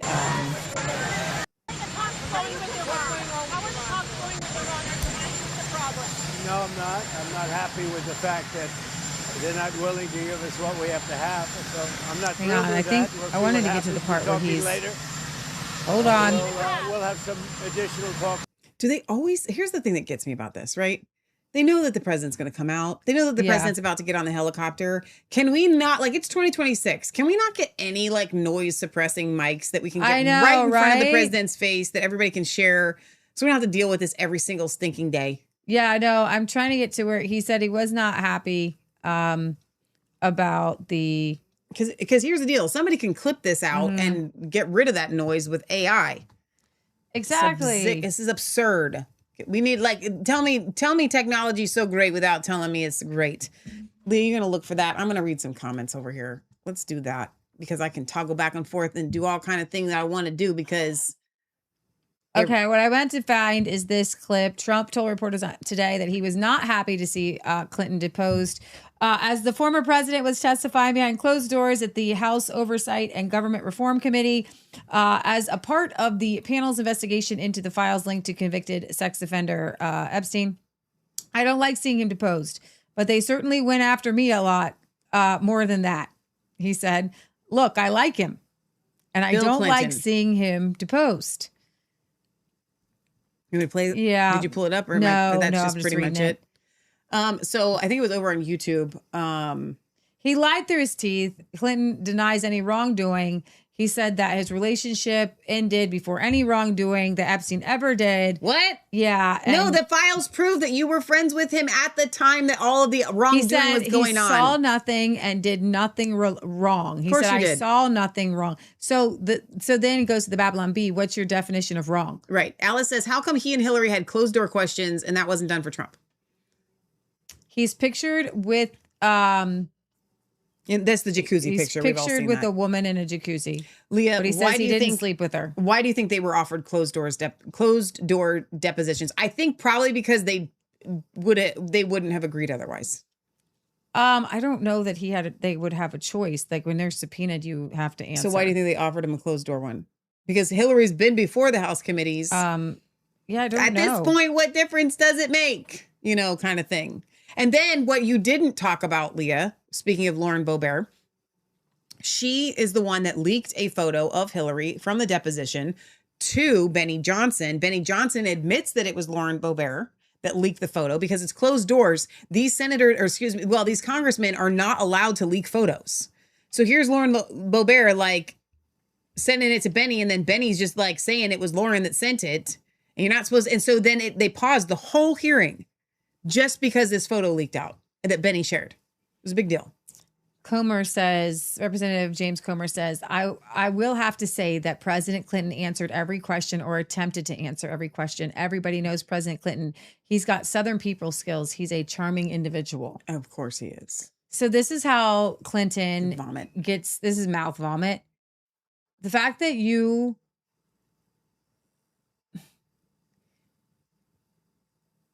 when you will let yourself be taken by a predator just because they're charming, you're an idiot. Yeah. Like Comer resign. That line right there shows you that you're an idiot. There are way more capable people who will be like, I see you, you're a snake. All right, Steven says, my good friend died in this 9/11 scam. She left 2 children, and this smug guy makes me sick. I think and feel so sad about her every time they lie about what really happened on 9/11. That's really sad. He's been pretty interested in answering, I think, all the questions of both the Republicans and Democrats. He's interested in doing it. And then he's upset. You made Hillary come in. She had nothing to do with Jeffrey Epstein. Nothing. She has no memory of ever meeting him. No memory. So can can we bring up the I do not recall? We have told you guys this. Listen, Hillary Clinton, she set the standard. If you are ever investigated, how do you keep yourself from telling nothing. A lie? I don't recall. I don't recall. So he doesn't say she was never with him. She ain't got no memory of it. So Hillary Clinton has amnesia over everything that could have ever been bad. Mm-hmm. I don't have a memory of that. I do not. We sang, recall. we call, he died. We came, we saw, he died. He died. Mm-hmm. She neither traveled with him nor visited any of his properties. Now, but that's not true because she did. Whether you're subpoenaed 10 people or 10,000 people, including her, was simply not right. Bill. So, at what point? You got to do it more like Bill. Including her, it was just simply not right. That was really good. I was trying to think about it, but I forgot how he talked. It's got to be garbly and got to have a little accent. I think so, like that a little bit. Mm-hmm. Yeah. Mm-hmm. Including her was just not right. That was good. Yeah, I just channeled my inner Billy Goat. Yeah. That's right. Whether you subpoenaed 10 people or 10,000, including her, is simply not right. She had nothing to do with Jeffrey Epstein. Nothing. No. She has no memory of ever meeting him. I can't with you. She neither traveled with him nor visited any of his properties. Leah. Oh my goodness. In her death petition, Hillary Clinton said that she did not know Epstein, even though Ghislaine came to her daughter's wedding. No, but she said that she had an acquaintance with Ghislaine. Well, here's the thing: in the files, mm-hmm. there's one message that says Epstein says she's prettier in person. Hillary, nuh-uh. Yeah, she's pretty ugly on TV, but you could see that she might be at one point in time prettier in person. Oh dear God! So that means that he at least saw her in person. Like you said, they lived at the White House. Of course, he was there 17 times in a matter of 2 years. We just discovered, and somehow Hillary just so happened never encountered him any one of those times. This is so ridiculous. Kimberly says, "Isn't it a crime to lie in a congressional hearing?" Yes, Kimberly. It's not just a crime. It's not a little crime. It's a big crime. No matter how many photos you show me, I have two things at the end of the day that matter more than your interpretation of those. You say it. You read it. Those no, you did good. Photos. Those 20-year-old photos. I know what I saw. More importantly, what I didn't see. I know what I did. More importantly, what I didn't do. So what did you do? I don't know what I did do. But he knows what he did. So what did you do? I know what I didn't do. I know what I did do, and I know what I didn't do. What you actually did. Why is Epstein at the White House 17 times? Why are you on plane 26 times? Why are you in jacuzzi in photos? Oh my goodness. Why are you there? Mm-hmm. Okay, we know that you. How many women did Bill Clinton rape, fondle, touch? Like, how was this guy even? How is James Comer not even just like look at him and be like, "You are a vile sack of horse manure"? No. Horse manure is good. I know. Horse manure is great. You are a vile sack of human excrement of rotting dead sewer rats. James Comer's like, no one's accusing anyone of any wrongdoing, but I think the American people have a lot of questions, so we're just going to bring them in, have a good time asking questions, and you know what? Because we ain't got nothing else to do. Does it say have a good time, or you made that up? I made it up a little bit, but he said it was entertaining. He said it was interesting. Oh my! No, the other guy did. He said it was interesting, but these guys don't have anything better to do. Mm-hmm. They have no. You could. There are a lot of people that you could indict. There's a long list of indictable people, and they don't want to do it. So, let's see here. Let's go to, I want to go to Thomas. We're going, well, no, it's a commercial break yet. Yeah. Not to agriculture. Here we go. Is this Massey? Yeah. Is this when I go to Massey yet? No, I don't know if I want to go to Massey yet. There was one Talk more. amongst yourself, Leah. Take your time. We're just here for you. I know. Okay, here we go. This is where I want to go. I'm not done with Epstein. DOJ Deputy Attorney General Todd Blanche under Bondi. Mm-hmm. This is crazy. He said that they did withhold images showing death, physical abuse, or injury. Oh, wow. Any depiction of CSAM or child pornography was obviously excluded.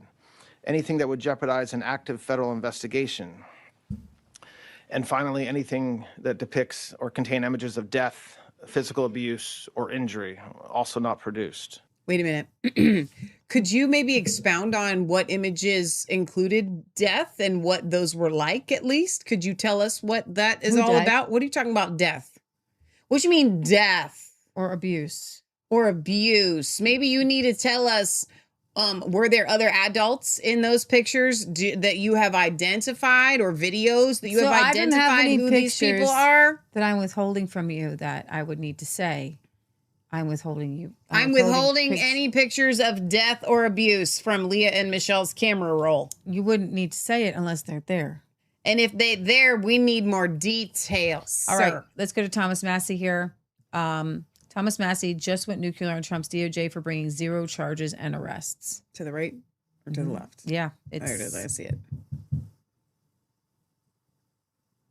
The Department of Justice, Congress funds the Department of Justice, and Congress is responsible for the oversight of the Department of Justice. When will we see justice? I'll tell you what I've not seen. I've not seen any arrests from the revelations in the Epstein files, over 3 million documents describing horrible things, describing unspeakable things. So much of it redacted. Unpostable things. Over 2 dozen people have resigned, CEOs, members of government worldwide. But I haven't seen any arrests or investigations here in the United States from this Department of Justice. Prince Andrew, Duke of York, who has since been stripped of his royalty, his royal titles, due to his affiliation with Jeffrey Epstein, has been arrested. Peter Mandelson, who previously served as UK's ambassador to the United States, resigned in disgrace from United Kingdom's House of Lords and the Labour Party, and he's been arrested. Former Prime Minister of Norway, Torbjorn Jagland, has been charged. But we don't see any charges, arrests, or investigations in the United States. What do we see? We see our FBI director celebrating in the locker room at the Olympics overseas. It's fine to be proud of this country, but we should be proud of this country because we have a system of justice that works. And yet we do not. Who are the men that should be investigated? I'll name them right here. Leon Black. You don't even have to see past the redactions here we go. to see that this man needs to be investigated. Jess Staley, accused of terrible things. It's right there in the files. Why is he not being investigated? And Leslie Wexner. Why did the FBI list him as a co-conspirator in their own documents in a child sex trafficking case and then tell him, according to him, that they had no questions for him? No questions. Why is that? Well, the Epstein Files Transparency Act requires the DOJ and the FBI to disclose to us their internal memos and emails about how they made those decisions, whether to prosecute or not prosecute. Yet they have not delivered those memos.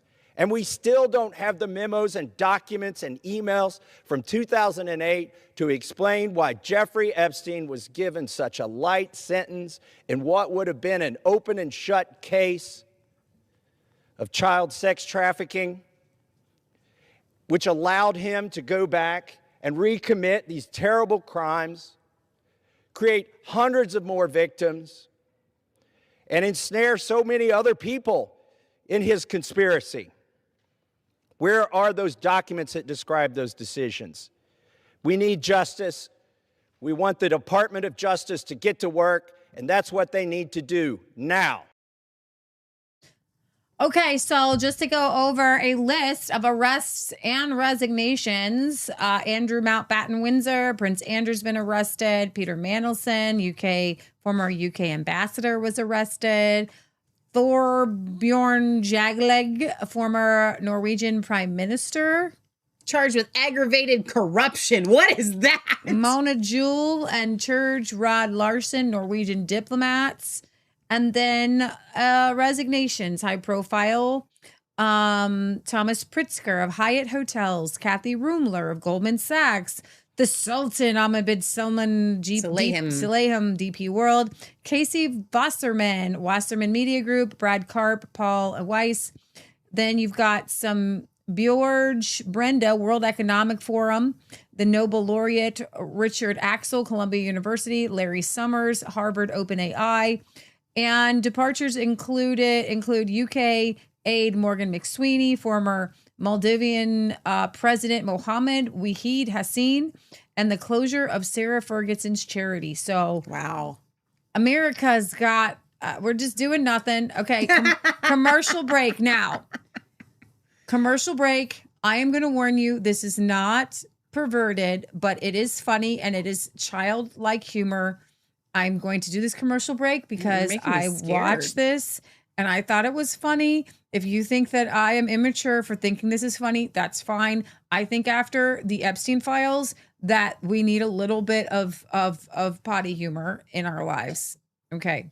So this is peak romance with married people with kids. Tell Daddy I love him so much. If one of his butt cheeks fell off, I would share one of my butt cheeks with him if he needed me to. Okay. So she sends his kid. Can I tell you just thinking about to get extra butt cheeks. That's perfect. Tell him. I love you so much. I love you so much that even if your feet were so stinky that everybody in town moved to another town to get away from them, I would still snuggle him. Yeah. If your farm knocked out the world, he would still snuggle you. Oh, That's what he said. That's so sweet and very likely. That's what he said too. I would eat bologna out of his teeth. Ooh, that's so gross. Wait, what? You send your message back, but it says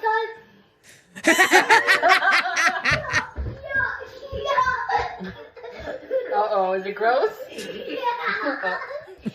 What is it?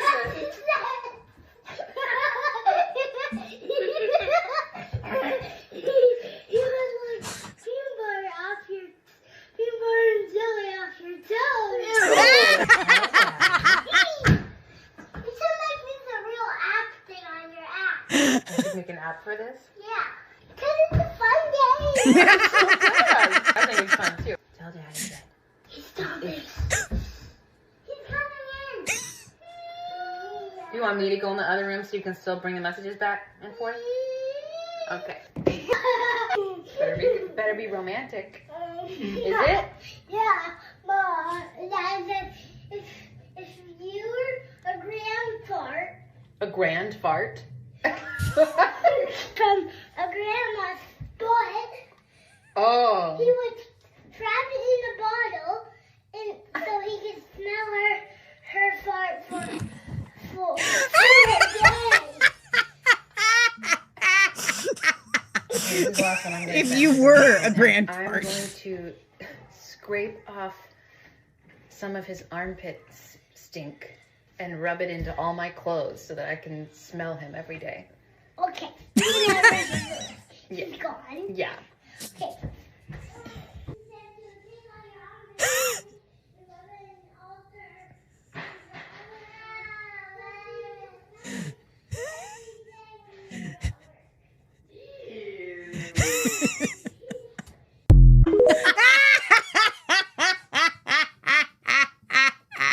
I'm done. Oh my gosh, Leah. Oh my gosh, I told you that. You could just think that I'm immature, but that household is full of love. Oh my God. So much love. You need so much So much help. stink and peanut butter and jelly and all the things. Leah. And what that the little kid was like, Mom, this is so fun. You should make this into an app. Should make this into an app. It's the greatest game she ever. said she loves you so much, and then you have to tell me how much you love her back, and it's the greatest game ever. Leah. I loved it. Oh my gosh. Oh my gosh. Oh, please tell me that family does more. Oh, I need it. I need it. It's so gross, but I need that. I needed that. It made me, okay, go to the left. I have another commercial break. This is this is more mature, okay? A more mature commercial break? Yes. Okay. 7 years ago, a high school student in Kansas had his cheek swabbed at a bone marrow donor drive after his teacher told the class she had once saved a stranger's life by donating. He figured they would never call. Months later, they did. He was a perfect match for a 10-year-old girl with a disease so rare that only 15 other children in the world had it. He went through surgery not knowing her name. 10 months later, he found out it was Layla Anderson, the girl who had become famous for inspiring her favorite hockey team during their championship run while fighting for her own life. Before they met, she wrote him a letter and signed it, "Your best friend, whether you like it or not." When they finally met, you can see. I don't know how to put into words what I say to him. Do I just say, "Thank you for giving me a second chance at life"? And then the glorious moment. The girl who inspired a city on one end and the quiet Kenton Finley, a sophomore at KU, on the other.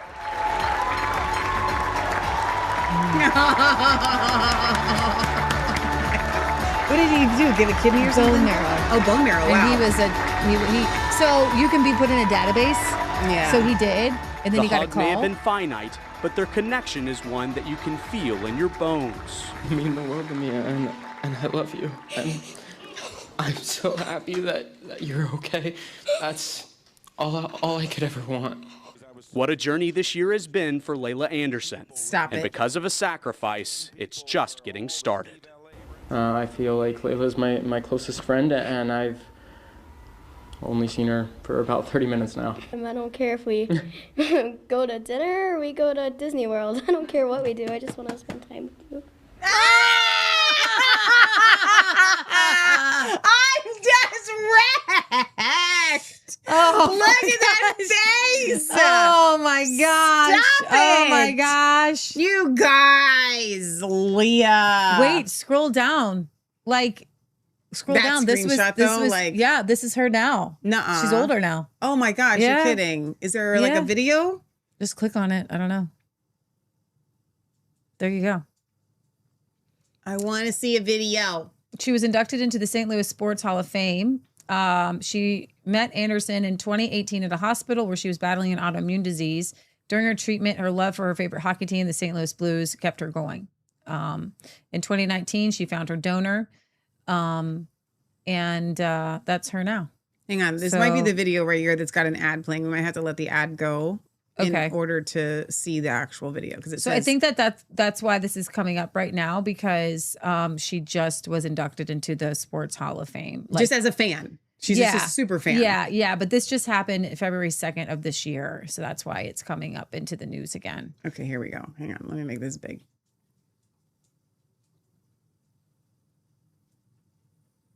Girl isn't who I am today, but I've learned a lot from what she went through. Seeing how far now 17-year-old Layla Anderson has come, it's hard not to think about where our journey with her began. She was a healthy kid up until just one day. Layla's story with Fox 2 starts in a hospital room as she battles an autoimmune disease known as HLH and searches for a bone marrow transplant. During her treatment, a force that kept her going was her love for the Blues, a devotion that grew from a cheering fan on the sidelines She must to a have taken vital a lot of member of the steroids. team Oh, I'm as sure she Blues did, players yeah. visited Layla during her stay in the hospital. That's what you have to do with an It's just autoimmune disease. amazing. I mean, these people try so hard and they don't have to. It means a lot. Her support for the Blues and her determination to get better never stopped, even when things got hard for her medically and for the team on the rink during the 2019 Stanley Cup playoffs. I will stay in that isolation longer if you guys can continue up this streak. And that perseverance paid off. Stop it. The Blues took home the Stanley Cup, and Layla found her bone marrow donor through the National Marrow Donor Program, formerly known as Be the Match. She is now an advocate for the organization, saying they gave her a new beginning. Every patient deserves a second chance at life, just like I got. And by supporting Be the Match, you're going to help make that happen. In present day, Layla plans to attend college in the fall and eventually work for a nonprofit, using her difficult experience to the benefit of those around her. I truly believe now that hard times make strong people, and that I was given such a hard challenge for a reason, and now I'm really grateful to not only represent myself and share my story, but share the stories of others and the kids who don't have a voice. Reporting in downtown St. Louis. Stop it, Fox Leah. 2 News. Oh my gosh. Good news story. That's the best news story ever. Oh my gosh. Oh my gosh. Oh my gosh. Oh my gosh. Okay, Candace Owens, here we go. Oh boy.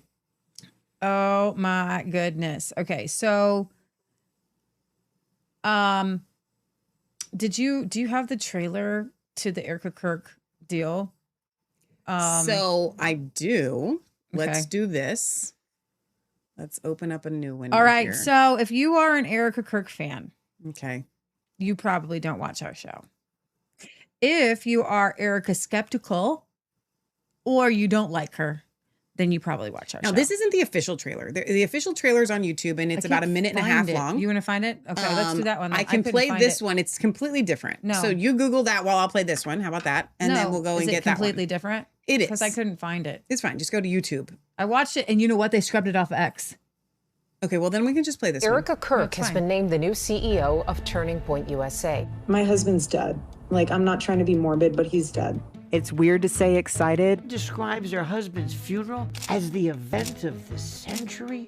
Merch, hats. We have 50,000 plus hat orders. Nobody knows why she's out there in a glittering pantsuit in a recreated tent that her husband tragically was murdered in, throwing merch out. Everyone grieves differently, so if someone's acting weird, don't read into that. My aunt used to tell me, never do something that you don't want on the front page of a newspaper. Okay, so if you go to YouTube, I'm going to play this. I have been very uncomfortable with her, but I was not ready for where Candace was going to go, and I am going to have some critiques for Candace. Okay, I'm not a Candace fan, and unfortunately, I got it. President Trump says that Kirk has died after he was shot from a nearby building. After being shot at Utah Valley University. The great and even legendary Charlie Kirk is dead. The cries of this widow will echo around the world like a battle cry. I didn't even get to give him a kiss goodbye. That young man, I forgive him. Take your time. Erika Kirk has been named the new CEO of Turning Point USA. My husband's dead. Like, I'm not trying to be morbid, but he's dead. It's weird to say excited. Describes her husband's funeral as the event of the century. Merch, hats. We have 50,000 plus hat orders. Nobody knows why she's out there in a glittering pantsuit. if Michelle passed away, you know when I did this about you, you said I don't like this line of conversation. I'm sorry, but you can do it. I don't care because it don't bother me. I am not going to care about hats or merch. Like, guys, that's not a thing. We pulled off this great big event. You only say that if you pulled off an event and people are still alive. In a recreated tent that her husband tragically was murdered in, throwing merch out. Everyone grieves differently, so if someone's acting weird, don't read into that. Zionists, the Prime Minister of Israel, all lied through their teeth about Charlie Kirk. Her operation was in Constanta, the epicenter of Romania's trafficking scandal. Weird conversations to have with a 15-year-old. I'm gonna touch your butt. $8.6 million to their own shell company. What is going on? We have nothing to hide. My aunt used to tell me, never do something that you don't want on the front page of a newspaper. I'm so grossed out, man. I don't. It's like, listen, people will say that. Listen, they say you're just jealous.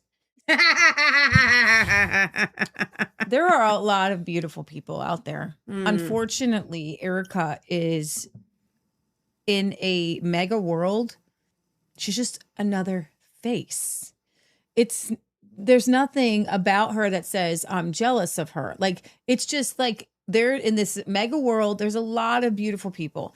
And if you just go to this common denominator of, oh my gosh, you're just jealous. Well, you could say that about that Progene girl from California. She's just as pretty as Erika Kirk. Yeah, and people hate her right now. So what are we just going to say? Well, you're just jealous. She was Miss California. Yeah. So we've got a Miss Universe, a Miss Arizona against a Miss California. Are we jealous of both of them now?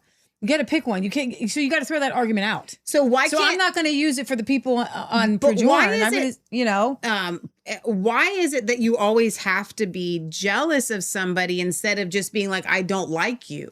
It's racist. It's ableist to just say that anybody who's beautiful, if you don't like them, then it's because that you're just jealous of them. It's a really good cop out for people who are narcissists for themselves. So are they saying to Candace, like, because for like, oh, they said about Candace that she wanted to marry Charlie. Okay, so that's the only argument that I think that you could give. So other people are saying, you know, they're bringing up pictures of Charlie. No offense, that he had the really weird gums. No, Charlie had to have had work done. And I watched the progression. I was looking for pictures today. Autistic-ish, right? So the older pictures and everything be pre-Erika. Mm-hmm. Charlie is kind of an even with Erika for the first like 3 or 4 or 5 years. Yeah, he's an awkward looking dude. No, and that's not a bad thing. But the boys that she dated before were very muscular, very handsome, very much but she wanted, I believe, and I think we all she wanted the power of the world. So she's got two. Listen, I should just say what Erika's, what Candace is saying. But in the world that Erika is in right now, you're not supposed to be about looks. You're not supposed to be about power. You want to be a stay-at-home mom. Well, when you say the world she's in right now, what the you mean is conservative world. Charlie's world. Charlie's world, not the because the world that she's in right now is Trump world, where you have to be thin, you got to have fake everything. I think it was in Candace's documentary, but I don't know if it was. Trump world is he wants you to pay the money to look fake. So there's a clip where Charlie is saying that women should not be working because she says, Erika says, well, I want to, praise the stay-at-home dads too, because they're doing a good job raising kids and everything. And Charlie snaps real quick, like autistic, like, and I think he had autistic because he's just so, and I've seen him get real, like, it's okay. We just need to put this in perspective, right? So he jumps in real quick and says, but that is not the ideal. That is not masculine. That should not be your plan to be a stay-at-home dad. Like, that can't be. And he argues with her about it. Right. So I want to bring up I'm telling you, I'm not going to play a lot of this. If people are having like whole nacho bar parties over this, it's had like 4 million views, probably going to have 5 million by the end of the night.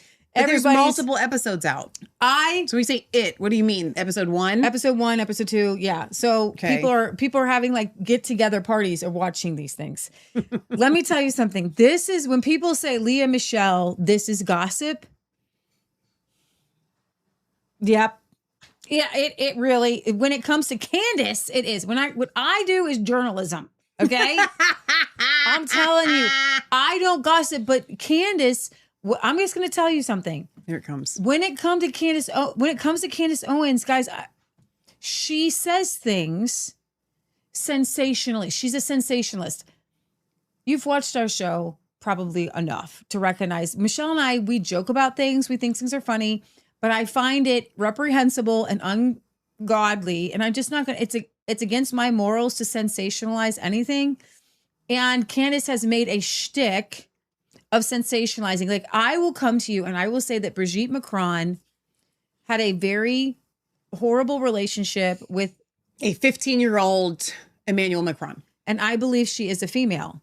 but they've created a whole elaborate thing to where if you get done watching Candace Owens, you'll believe that she's a male. But she's a pedophile. But I think she is. I don't think she is. She is a pedophile. So, yes.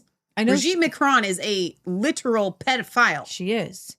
But I think she literally has the kids. I've seen the look on her kids' faces. Yeah. When they're like, no, she's like totally my mom. Right? Yeah. This is ridiculous. And so what happens with Candace and what is going to happen with this Erika Kirk thing, mark my words, most likely, is Candace, if I could just shake your shoulders just a second.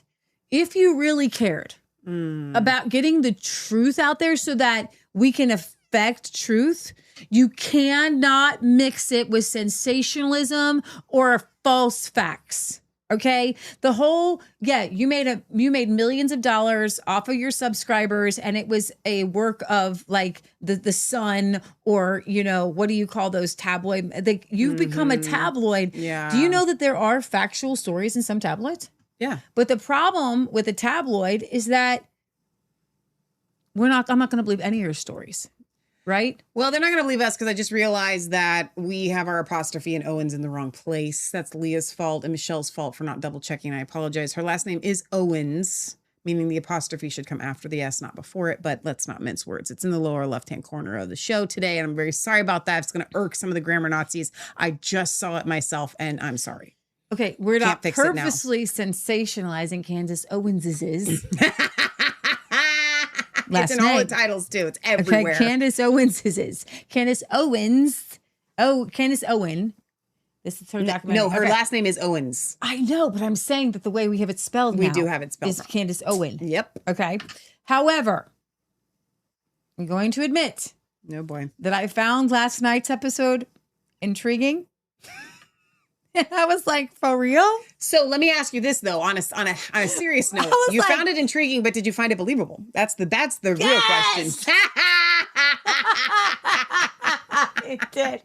And it was like, but here's the thing. I'm like, so I have a family past. And she literally, I'm going to play a little bit of it. Oh boy. So let's go to the beginning. Do I have it up? Oh my gosh. Oh boy. Yes. Heaven help us. So we're going to go to, I listened to episode 1.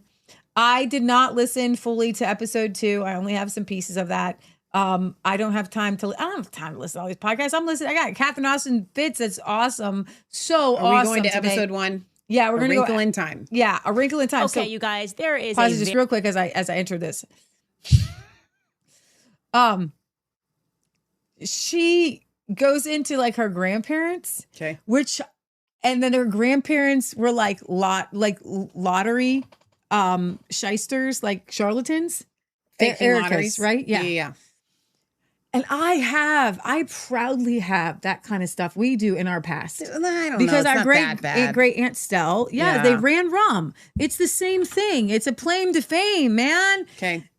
So Erika does too. Now I don't understand. Like, what's so funny about Candace is she like drops these facts, and it's a fact. Yep. And it's a disturbing fact, but it doesn't mean that it really has any bearing on anything. But the way she says it, she says this thing where like, hold that thought, and it's going to come back to play later.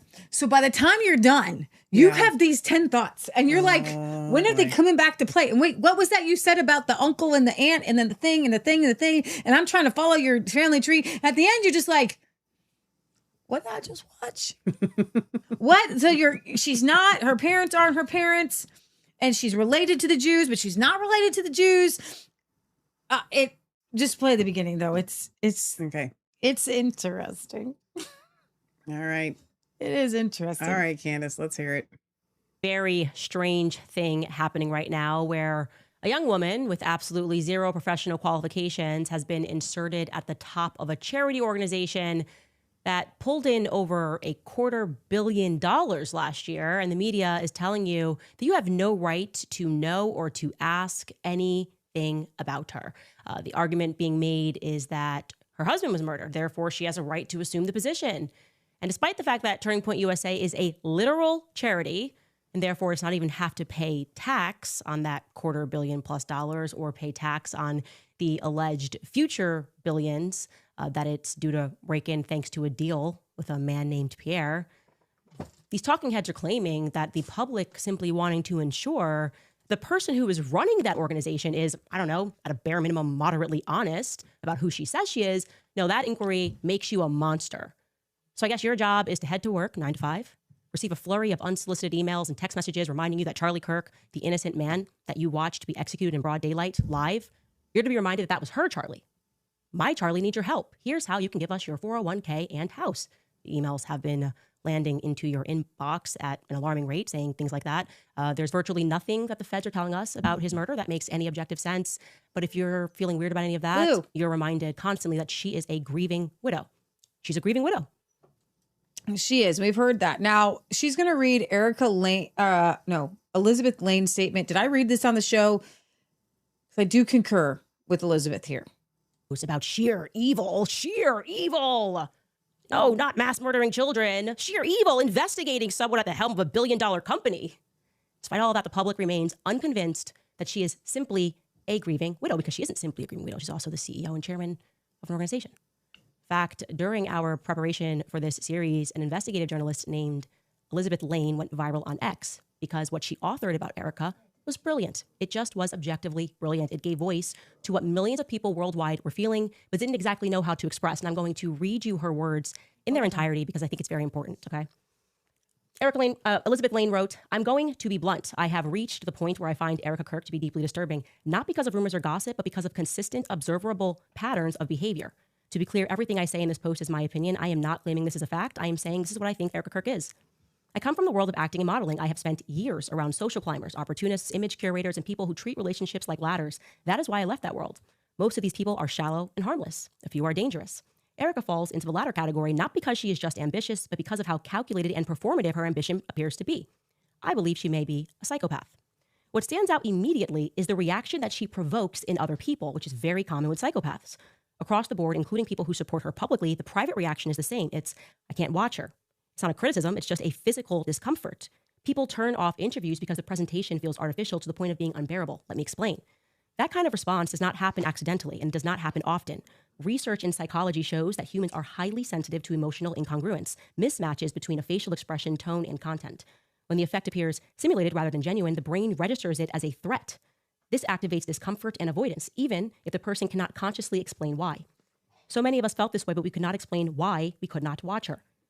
Studies on psychopathy, particularly those building on the work of psychologists like Robert Hare, describe traits such as a rehearsed emotional display and shallow affect. These traits can create what observers experience as an uncanny interpersonal dynamic. The discomfort arises, and people want to shut it off because most people rarely encounter extreme affective mimicry in everyday life, so the brain struggles to categorize what it is detecting. Erika is attractive enough, and she had every tool in her possession to sell this organically, except for one thing: emotion. The entire story of what happened could have helped her sell this fully. She really would have been the last person on earth to be a suspect, if not for the FBI's terrible mistakes, Turning Point USA's lies, and her very fake performance. Plenty of attractive, ambitious women move through media spaces without triggering that response, even though we know what they are. This is about something else, an extreme disconnect between presentation that she puts out and the perceived authenticity. Erika is not the archetype of a model actress seeking money and fame and then settling into a quiet life with a wealthy, good-looking husband. She is the wolf type, who wants to be in the place of that husband. She is not born for a supporting role. She's a decision maker. She appears to pursue proximity to power, moving fluidly between television, nonprofits, branding opportunities, and ideological spaces that maximize her exposure. Her previous partners are guys that women like her would date, muscular, jacked, good-looking, even though they are not people with huge potential. They are all somewhat established. They are good stepping stones until the right person shows up. Now looking at her previous partners, I would say that Charlie probably was not her type visually, but he was exactly what she was looking for in a man: potential to be a great power. What Erika was looking for is the same thing Hillary Clinton was looking for when she met Bill. She recognized that Bill Clinton was her ticket to power, the power that she could control, and she was right. She realized that she could create a great brand out of him and herself, and they still are a brand, the Clintons. No one in this world can say that those two love each other. They are a brand that works. That's why she's sticking around despite Epstein and Lewinsky. Also, if you think Bill is the decision maker there, you must have never been in close proximity to the Clintons. She moves the game. She is the decision maker. Erika saw a brand with Charlie. She also saw that Charlie could one day become president of the United States if he wanted to. Charlie had the ear of the most powerful segment of any society, students. He was going to be a very important player in politics, and she was not missing that ride. What is striking is how completely her public identity reshapes itself after that relationship begins. The aesthetic, the tone, the values, the presentation all change. Overnight, the persona shifts into the role that best suits Charlie's world: a devoted Christian, modest, a supportive housewife. That kind of rapid adaptation is quite impressive for a usual person, but not for a psychopath because they do it all the time. In my head, the story goes like this. For a moment, it works. She becomes the wife of a rising political figure with access to donors, institutions, and national platforms. At that point, the ceiling isn't social media influence. It's empire building, foundations, global reach, a legacy, a brand, the Kirks. It's obvious that Charlie listens to her, whether it's about donors or the trajectory of Turning Point USA. The most influential figure in any mentally healthy man's life is going to be his wife. She's going to be the biggest influence, and that is just how it is. That is why you need to pick your partner wisely. And everything was going well until Charlie began making decisions based on conscience rather than expansion and money. He turns down money. He refuses to play dirty politics. I am assuming someone like Erika, who married into this because she had a vision for this brand, would not be very happy about that. The life she appears to have signed up for, the power couple, expanding influence, historical relevance, was collapsing into something else entirely. Domesticity, housewife, kids, and now Charlie refusing to accept the money that can make him a global power. A supporting role instead of center stage is not her thing. Her husband died a few days ago, and she walks onto the stage as if she was born there. It comes naturally to her. She knows it and she wants it. Just days after her husband's death, she was already laying out ambitious plans for the company over Zoom. It's obvious she was always deeply involved in the business and knew exactly where to pick up when her turn came. What people struggle to watch, what makes the screen unbearable, is not grief. It's the absence of emotional continuity.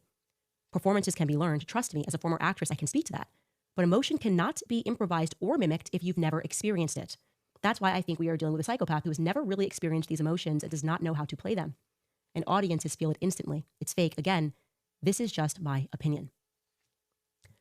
It's a good place to start. So it's not, yes, I concur with that whole statement.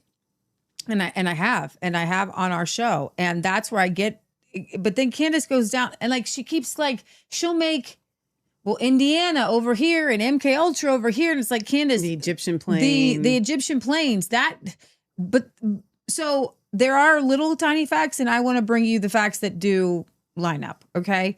Erika Kirk, her LinkedIn says Erika Kirk has learned a lot from her mother, Lori Franz. And then she makes a big deal of her mom being a stay-at-home mom. LinkedIn. And that was this right here. It says she divorced Erika's father and raised her as a single mother. She spent nearly 2 decades working for General Electric, her mom, before founding multiple companies in a network security industry. Before founding multiple companies in the network security industry, according to her LinkedIn. So you can see they're seeding the public with the idea that you can raise kids and be a single mom and also be a CEO and boss babe it. Okay. The only problem is that it's just not true. Erika was not raised by a single mother, like at all. Erika's father, Kent Fransve, by the way, he's Kenneth Fransve, but he goes by Kent, was always in her life. So much so that for entire years of her childhood, Kent was actually a stay-at-home dad. So almost the exact opposite thing was true at one point. How do you say, like, this is Lori Francis, her mother's LinkedIn. Mm-hmm. Says, I raised my daughter as a stay-at-home mom, mm-hmm. or as a single mom. Yeah. But then but your ex-husband was a stay-at-home dad? Now, you don't have to take my word for it. You can actually take Erika's. Take a listen. Hold on. I do not want to knock the stay-at-home dads. I do not. There are some who had to temporarily have to switch that role. That happened to my parents a long time ago. Granted, again, they got a divorce, so that probably falls into your bucket. But I am an anthropologist. But my dad was a stay-at-home dad for a few years, and I got to say, it was really sweet and really special. I was 4, but that was... Of course, it's not an indictment of the morality. No, but if you're saying from the get-go, I want to be a stay-at-home It is a imbalance. Dad. It's an imbalance of nature. So that was the clip I was talking about. Stay-at-home dad for a couple of years. She remembers it, so I would assume started at 4 for a couple of years. People don't typically remember being 1 and 2, and now he wasn't in her life. Now, to be clear, Erika was 10 years old when her parents divorced in 1998, so her father was very much a part of her early childhood, and he did not stop being involved in her teenage years either. I've spoken with classmates, past boyfriends, and people are generally bewildered as to why Erika is now publicly representing as though she does not have a relationship with Kent, the man that she claims is her father at least, or... Also, something she fails to mention is that even if you removed Kent, Erika was raised with her stepfather in her home, a man named Larry Ginta. In her high school yearbook, actually, Kent is included, her father, biological father, in a collage, and so are his parents, her grandparents, Carl and Elaine. So we can reasonably assume that her father was in her life. We can also assume from that photo that Erika was exceedingly close to her stepfather too. You can bring that back up and I'll show that. But he's featured there too. You got Larry in the photo. Basically, her mom remarries and she's not raised alone. And it's just, I understand where she's getting at. Then later on, I found this to be funny to me with the lottery grandparents. Okay, so we obviously cannot go so far as to suggest that Loretta Abbas, Stanley, Wallstad, Francevay was openly committing fraud. We can't say that. What we can She had just gone over their divorce. Their divorce papers they're falsified dates. There's a ton of falsified dates. And it's really weird. Confirm to you, however, is that if she was doing that, breaking the law and committing fraud is something that Lori's family is kind of historically known for. They kind of arrived into this country doing just that. You see, Lori Francevay, like I said, was born Loretta Abbas. She was named after her Syrian grandmother, Loretta Abbas. I want to sear into your mind right now that the Abbas family history is steep in gambling and casinos. All about gambling and casinos specifically. As we go along in this series, the history and the present of gambling casinos is going to become increasingly relevant. So let's bring in the OG Loretta Abbas, Erika's great-grandmother who died in 1990, who was just constantly being arrested for running illegal slot machines. Okay, she came over from Syria and she got to work bringing filth and fraud in Pennsylvania. Check out. Stop talking over. I can't hear Her Candace grandma and you. came over from Syria and started the lottery scam. Keep going. This article from 1941 where she testifies that she ran numbers. It says Loretta Abbas of Washington, Thomas Roberts, whatever, testified that they engage in the numbers business and had been arrested on numerous occasions. They explained their role in the numbers lottery without giving any direct testimony against the defendants. Okay, here's another one. We could keep going, but here's another article from 1944 where she pleads guilty to a lottery charge. It was before the court. She wasn't lying. She's always arrested on a lottery charge. The state police had a search warrant, and when they entered her house, they found a quantity of number slips. She was sentenced to pay the costs and $200 or 5 months in the county jail. Like I said, this was a family thing. Her husband was Mason Abbas, and he was magnificently fraudulent. I'm talking high-speed chases down the highway, lottery tickets blowing in the wind. Check out this article from 1935.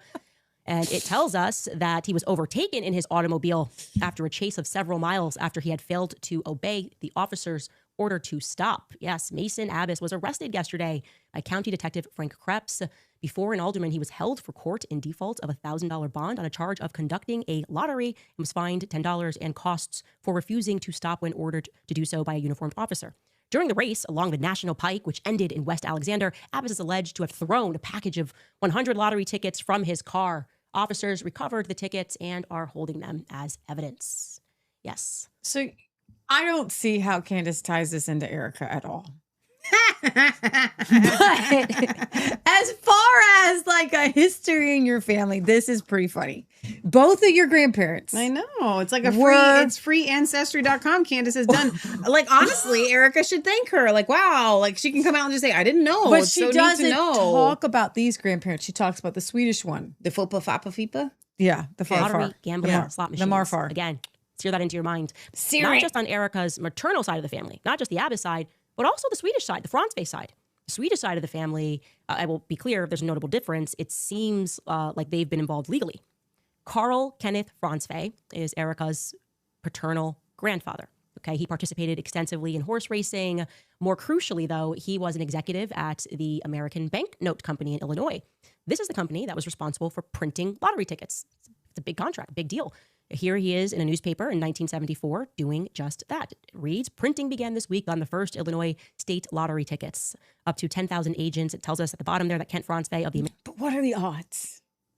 Both family doing lottery tickets? What are the odds that your mom, her parents, like, they were fake lottery? Yeah. Then you find a guy whose dad did the real lottery. Well, how come we're not in this lottery business? I don't know, but like, what are the this odds? a big deal? Like, what's the lottery odds on that? You know what I mean? And I could just see Miss Syrian mom. Oh, yes, Lori. Find a husband from the man in the Swedens who has the real lottery. That's what we always want to do. Do lottery legit. Yeah. Come on, Lori. The American Banknote Company, the printer, examines the first tickets of the initial strange. fresh one. Let's stick with Grandpa Carl Kenneth Francevay for a little bit because he is, by all accounts, obviously Swedish. Erika herself is therefore Syrian Lebanese on her mother's side and Swedish on her father's side. So something which struck me as immediately odd about Erika is just how deeply she identifies as Swedish, despite her public insistence that she was raised by a quote-unquote single mother. Think about that just from a social perspective. If Erika was indeed raised by a single mother, wouldn't you expect her to identify more deeply with those Lebanese Syrian roots, right? You might even understand it if she resented her Swedish roots. Like, my dad didn't do anything, and so I'm not even doing anything with the Swedes. I don't even like being Swedish.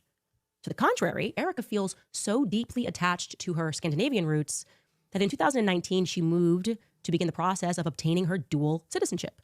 She posted this herself, where she is, dual citizenship commenced. Okay. Maybe you're thinking logically. So we'll tell you this is hilarious. Girl born in Cincinnati has a grandpa from Sweden. So I get to call this girl out. Because a half Swede, no half Swede. Okay? We're not half Swedish. Well, you know, she's on not that half side, Swedish. on the Swede, on this half, I know. half of the time. I get it. Yeah. You know what I mean? So On actually, her father's side, we kind of are like, we're not half Swedish because our dad would be, if our dad was anything, I he call would be it close. Scandinavian. Our dad is half Scandinavian. No, he's full Scandinavian. he's- Stop it. Okay, yeah, I he's guess fully so. Scandinavian. Yeah.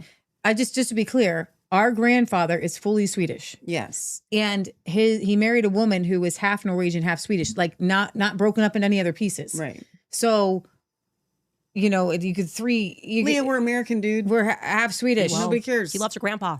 I had a fantastic With a little grandpa. Norwegian. I get that. I should mention then my her, mom's a she comes mutt. from a very long line of the Swedish Freemasons. She definitively was close to her grandfather. Yes, I'm American. We know this because she posts about him many, many times over the years, referring to him affectionately as her morfar. Saw this over and over again. You just see posts of him and how much she loves him. She even mentions her grandmother there. That's his wife, Elaine. I do find this hilarious because my grandfather went around talking in what we thought was pretend Swedish, but never once did anybody suggest that we call him any sort of Swedish grandfather name. It was just Grandpa Svensson. And she says she is my angel in heaven, but I usually call her Mormor. So that's her morfar and her mormor. Show you another post, just her grandfather, where she's going to talk about reflecting upon losing him in 2016. She's posting this, and she again is going to address him as her morfar. This appears to be another wrinkle. You see, I received a flurry of emails from our fans in Sweden about this particular post, and they did not like this post. And what they told me about it, they didn't like about it, made me reconsider things. Now, I'm paraphrasing, but they said, Candace, Erika is referring to her grandfather as her morfar. I was like, okay. So I looked it up. It means grandfather in Swedish. Like maybe she doesn't, it's cute. Okay. Maybe she's not fluent, but she's cute.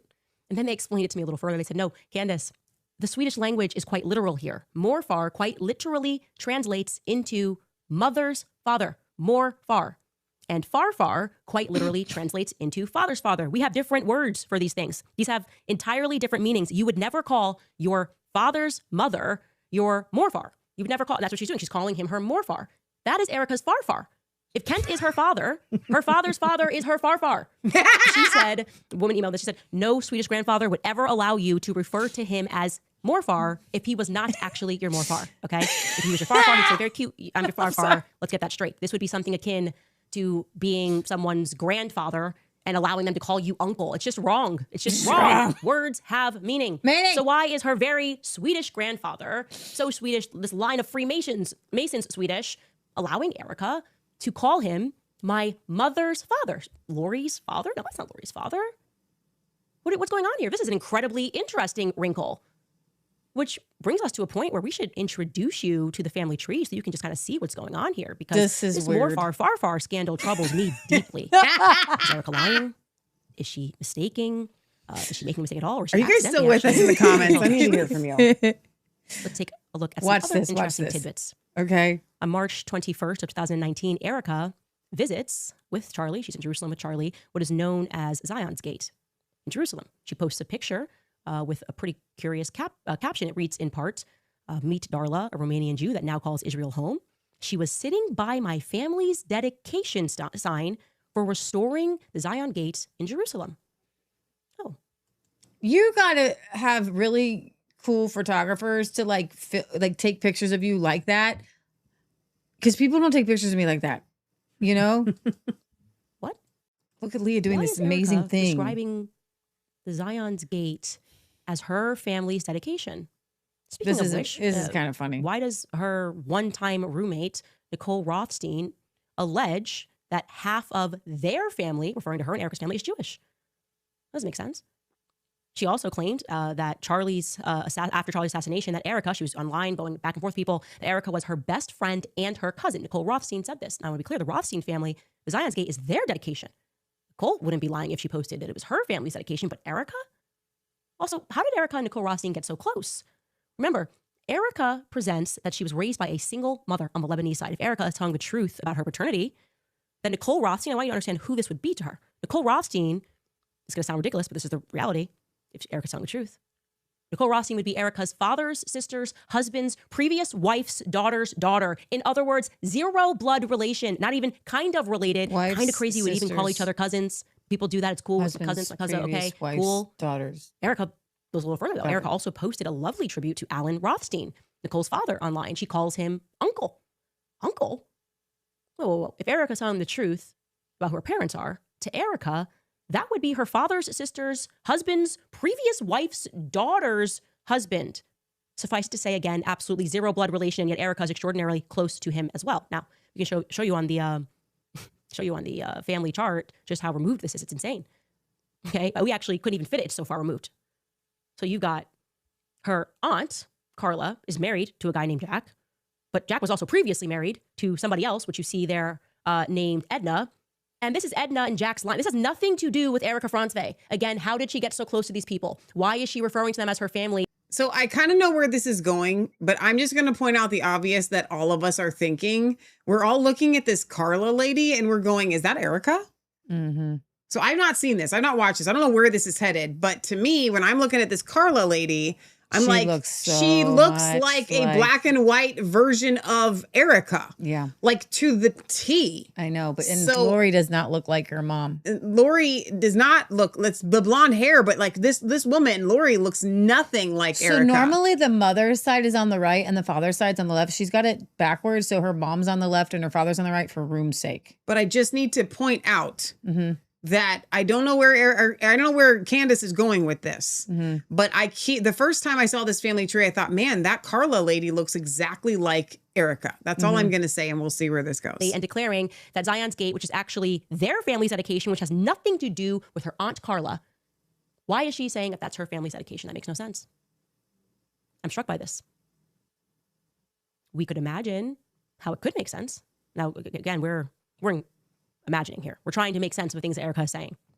I could imagine a very easy way it could actually make sense. Her closeness to the Rothsteins, her dedication to Jerusalem, if and only if we take Erika literally when she says Morfar. Let's assume that Grandpa Carl is indeed her mother's father. That would mean, well, obviously, Lori's wouldn't be her mother. It would also mean that Kent, just by nature of him being a man, is not her father. We're looking for her mother's father. So we have to start looking at Kent's siblings that are females. That would give us only 3 options. We can bring this back up. One of Kent's sisters would be my first pick. Again, we're in conspiracy land here, but I'd go with Carla because she's married to Jack Solomon, and that is Jack Solomon's dedication. Carla wasn't even married to Jack until 2002. She was just jumped in and was like, this is my whole family and my family's dedication. No. But if Carla, her mother's father, if her mother was Carla, actually it would all make sense. Solomon is the very man who financed the restoration of Zion's Gate in Jerusalem. If Jack Solomon was her father, then Nicole Rothstein would indeed be her blood relative cousin. But again, that's purely speculation. We don't have to go into speculation. Let's give you the facts more about Jack Solomon. What is factual is that Jack Solomon eventually marries Carla Franzwey in 2002. And there are also some other really interesting facts about Jack. Jack and Erika's mommy aunt, I don't know, Carla, live in Utah. He graduated from what is today known as Utah Valley University. He's very involved in the university. It was formerly known as Utah Valley State College when he graduated from there. He also created on their campus the Center for Jewish Studies. I mean, at the very least, you'd think with all of the money that he poured into that university, he might be able to call someone to get us more footage of Tyler Robinson. Or Carla. How about Carla? She's married to the man. She could. Aunt Carla's husband helped run programs at the university that Charlie was killed at. That's a little close to home. It's a little weird. It's in Utah. Out of all places, it's not like we're from Cincinnati. You know what I mean? Like it's very strange that would be that I'm going to say that is Let's a strange. Let's repeat this. Her aunt. So it's technically her uncle by marriage. Yes. She's married to a man. But he didn't marry him till 2000. That's fine. It doesn't matter. He's still her uncle. Yeah. By marriage. Is married to the man that runs the Jewish programs at Utah University where Charlie was Call someone shot. to get us more footage of Tyler Robinson. I get Or Carla. How about Carla? She's married to the man. She could have maybe, in my imagination, made it to the hospital when Charlie was shot and killed. I mean, why did none of them make it to the hospital? They're all so nearby. She still lives in Utah. This happened in their backyard. Their family has a lot of power at UVU. Why not Auntie Carla rather than Stacey Sheridan accompanying you onto Air Force 2 as your husband's body is escorted to Arizona? Jack Solomon was also a professor at BYU in political science. He's the former director of the university's Jerusalem Center. He also served on the Center for Jewish Studies on the board at UVU. Zion's Gate, like I said, is his dedication. And if you're wondering how Jack got so rich, it's because back in 1968, Jack and his business partner, a man named Norman Vance, began a company called Advanced Patent Technology. That company would go on to manufacture slot machines. You got it. Slot machines. Everybody's, it's just amazing. It's like everyone is involved in gambling. Per his bio, in 1974, Jack gathered more than $5 million to purchase United Coin, the manufacturer of slot machines and the holder of a profitable Southern Nevada slot machine routes. In 1979, they announced plans for the Colorado Bell Hotel and Casino in Lachlan, Nevada, the first of a series of hotels to be built in the Las Vegas area. They had a lot of power in that area. Where were they? So that's very interesting. And then she tried to find where all the YouTubers who are interested in investigation, where she went to school, and it's a very where Erika went to school. Where Erika went to school, yeah. And this was definitely, well, a wrinkle in time. School came to fruition when a man named John T. Goley incorporated Educational Alternatives up in Minnesota. It was called Educational Alternatives Incorporated. Now, John T. Goley was a big guy. He had formerly helped launch Roundup Monsanto, just a little bit of government poisoning you, giving you a bunch of cancer. This time, though, he was pioneering charter schools in America. He teamed up with the Walton family, the Bush family. Yeah, everybody involved in this school that Erika's going to attend.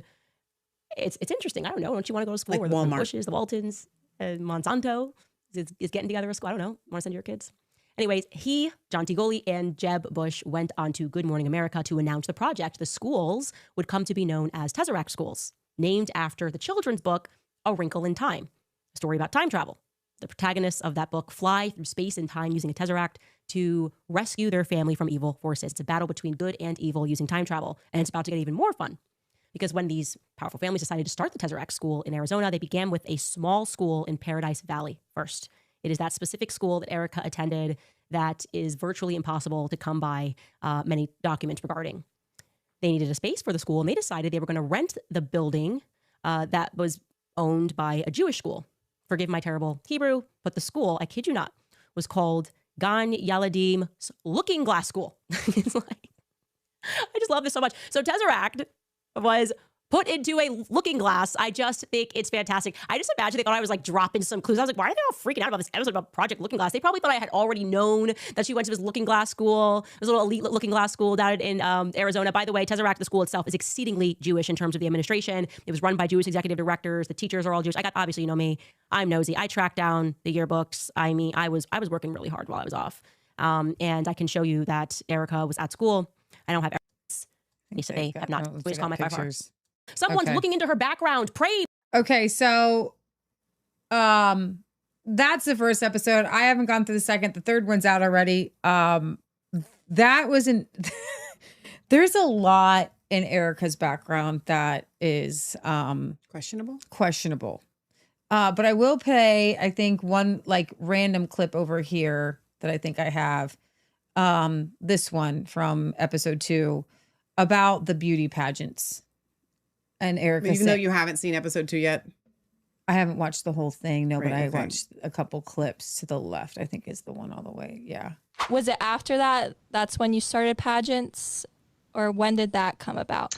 Right. So the pageant world to me is something that it was an interesting season of life. It was nothing that I was ever groomed for. It was nothing that was ever on my radar. I wanted to play professional basketball. Tomboy. That was my thing. I remember getting something in the mail when I had come home from school one summer, and it was like, hey, you should compete at Miss Arizona USA. Someone nominated you. And I was like, I don't know who would nominate me for that, but okay. So the pageant world for me was something that was not a form of narcissism. It was more along the terms of being a steward for my state, especially as it hit our 100th year celebration. Yeah, that's not right. That's not true. Erika has been involved in pageants from the very beginning. Her mother is definitely the person who pushed that. I actually do believe that Erika loves basketball. There's no question she plays basketball.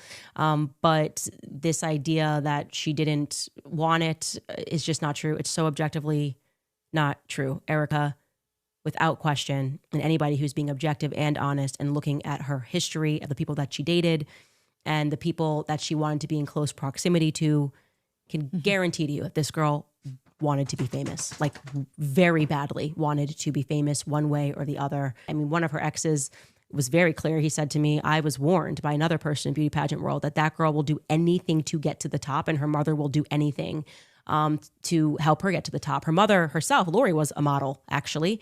She actually does at look one like her point. there. So She does. that hunger for Erika to get to the top, there is a connection just based on discussions that I have had with multiple people to her mother. Erika is, without question, a climber. Okay. She is also, without question, willing to lie to make her mother look better. I mean, to say I grew up with a single mother is not true. So why is she saying it? Well, people suspect probably Lori is the person in her ear getting her to say that because it makes Lori look good. She wanted Erika to be famous, but let's not remove Erika from this. Erika desperately wanted to be famous. No one can deny that. Tomorrow, when we now begin in earnest to go through Erika's life, you will see she's never dated a normal guy. She's never dated a guy with a 9-to-5 job. And that's what Elizabeth Lane was hitting at when she was speaking about going through her exes. You can see like she was going to be with somebody. She was, okay, you're going to the NFL, you're going to the MLB. We can be on The Amazing Race together. You will see very clearly she is not dating a regular guy ever. Okay. Her goal was to make it. That's true. Okay. So you can pause that. I'm going to. Oh, we weren't screen sharing that. Oh, I'm so sorry, guys. Oh, wow. Well, you heard it. I am going to watch the other two. I think that a little bit of it is definitely gossipy. But this over here where we see everybody saying, I'm convinced Candace Owens is a demon. Candace is a demon. Candace is a demon. Candace is pure evil. I just want to show this is because we weren't screen sharing. This is her mom, Lori. And they do look and a I lot said alike. she does look like her mom. She totally does there. Yeah. Yeah. So I'm gonna call that one probably not a thing. Like, yeah, but no, the far thing is really far fetched. Like, that's so strange. It could just be her wanting to try to be Swedish. You know what I mean? Make something up. Maybe she just didn't know. Maybe she just Googled grandfather and just like she wasn't as close to him as she wants. Yeah. You know what I mean? Makes sense. Where are we at now? Yeah. Just over to the left is where, keep going to one more. There you go. That was where everybody called Candace a demon. And I think that there's a concerted effort to bring Candace down as well for calling these things out. So, a couple more stories from this week. I would like to play a little bit from Catherine Austin Fitts here with Tucker, starting around 7 minutes here. Really great interview. I highly recommend that if you want to cleanse your brain from the Candace stuff, which feels like chocolate fudge, and you want to eat some meat, Catherine Austin Fitts is the meat of the world, I think. In this, she is explaining how the government wants to use biometrics, wants to be able to send internet into your house to be able to find you and see what you're doing, and really create a digital currency. I have so many questions. I've probably been in 6 or 7, 8 countries in the last month. And I think in every single country I had biometrics taken, right? Either fingerprint or facial recognition. Right. What role do biometrics play in the control grid? That's part of the digital ID system. And that facilitates the surveillance. And it's interesting. So we do a lot to promote cash because I think there are many things we can do to slow down or stop the digital control system. But one of it is by embracing analog and keeping analog alive. Because to go to a really serious programmable money, you need an all digital financial system.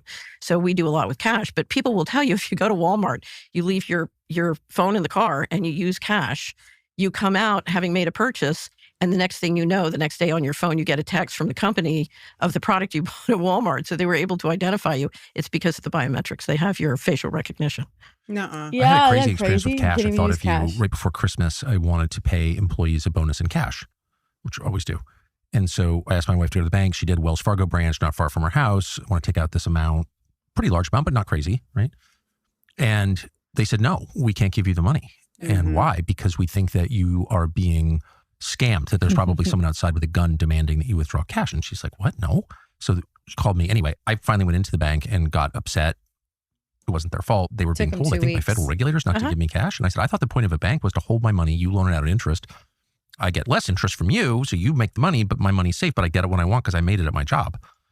And they're like, we're so sorry. But they wouldn't give me the cash. It took 2 weeks to get the cash. So what is that? It's called nudging. Do you know what nudging is? No. Oh, there's a whole science of nudging. So if you're the central bankers and you want to take cash down to zero, what you do is you create lots of different kinds of rules and regulations that nudge people in that direction. Okay, so that's one of the things that's happening. And you use these things as an excuse. Now, there's something else happening. So that's not my imagination. That's part of a strategy to get me not to Part of what was happening was nudging. Pause. Now, if you...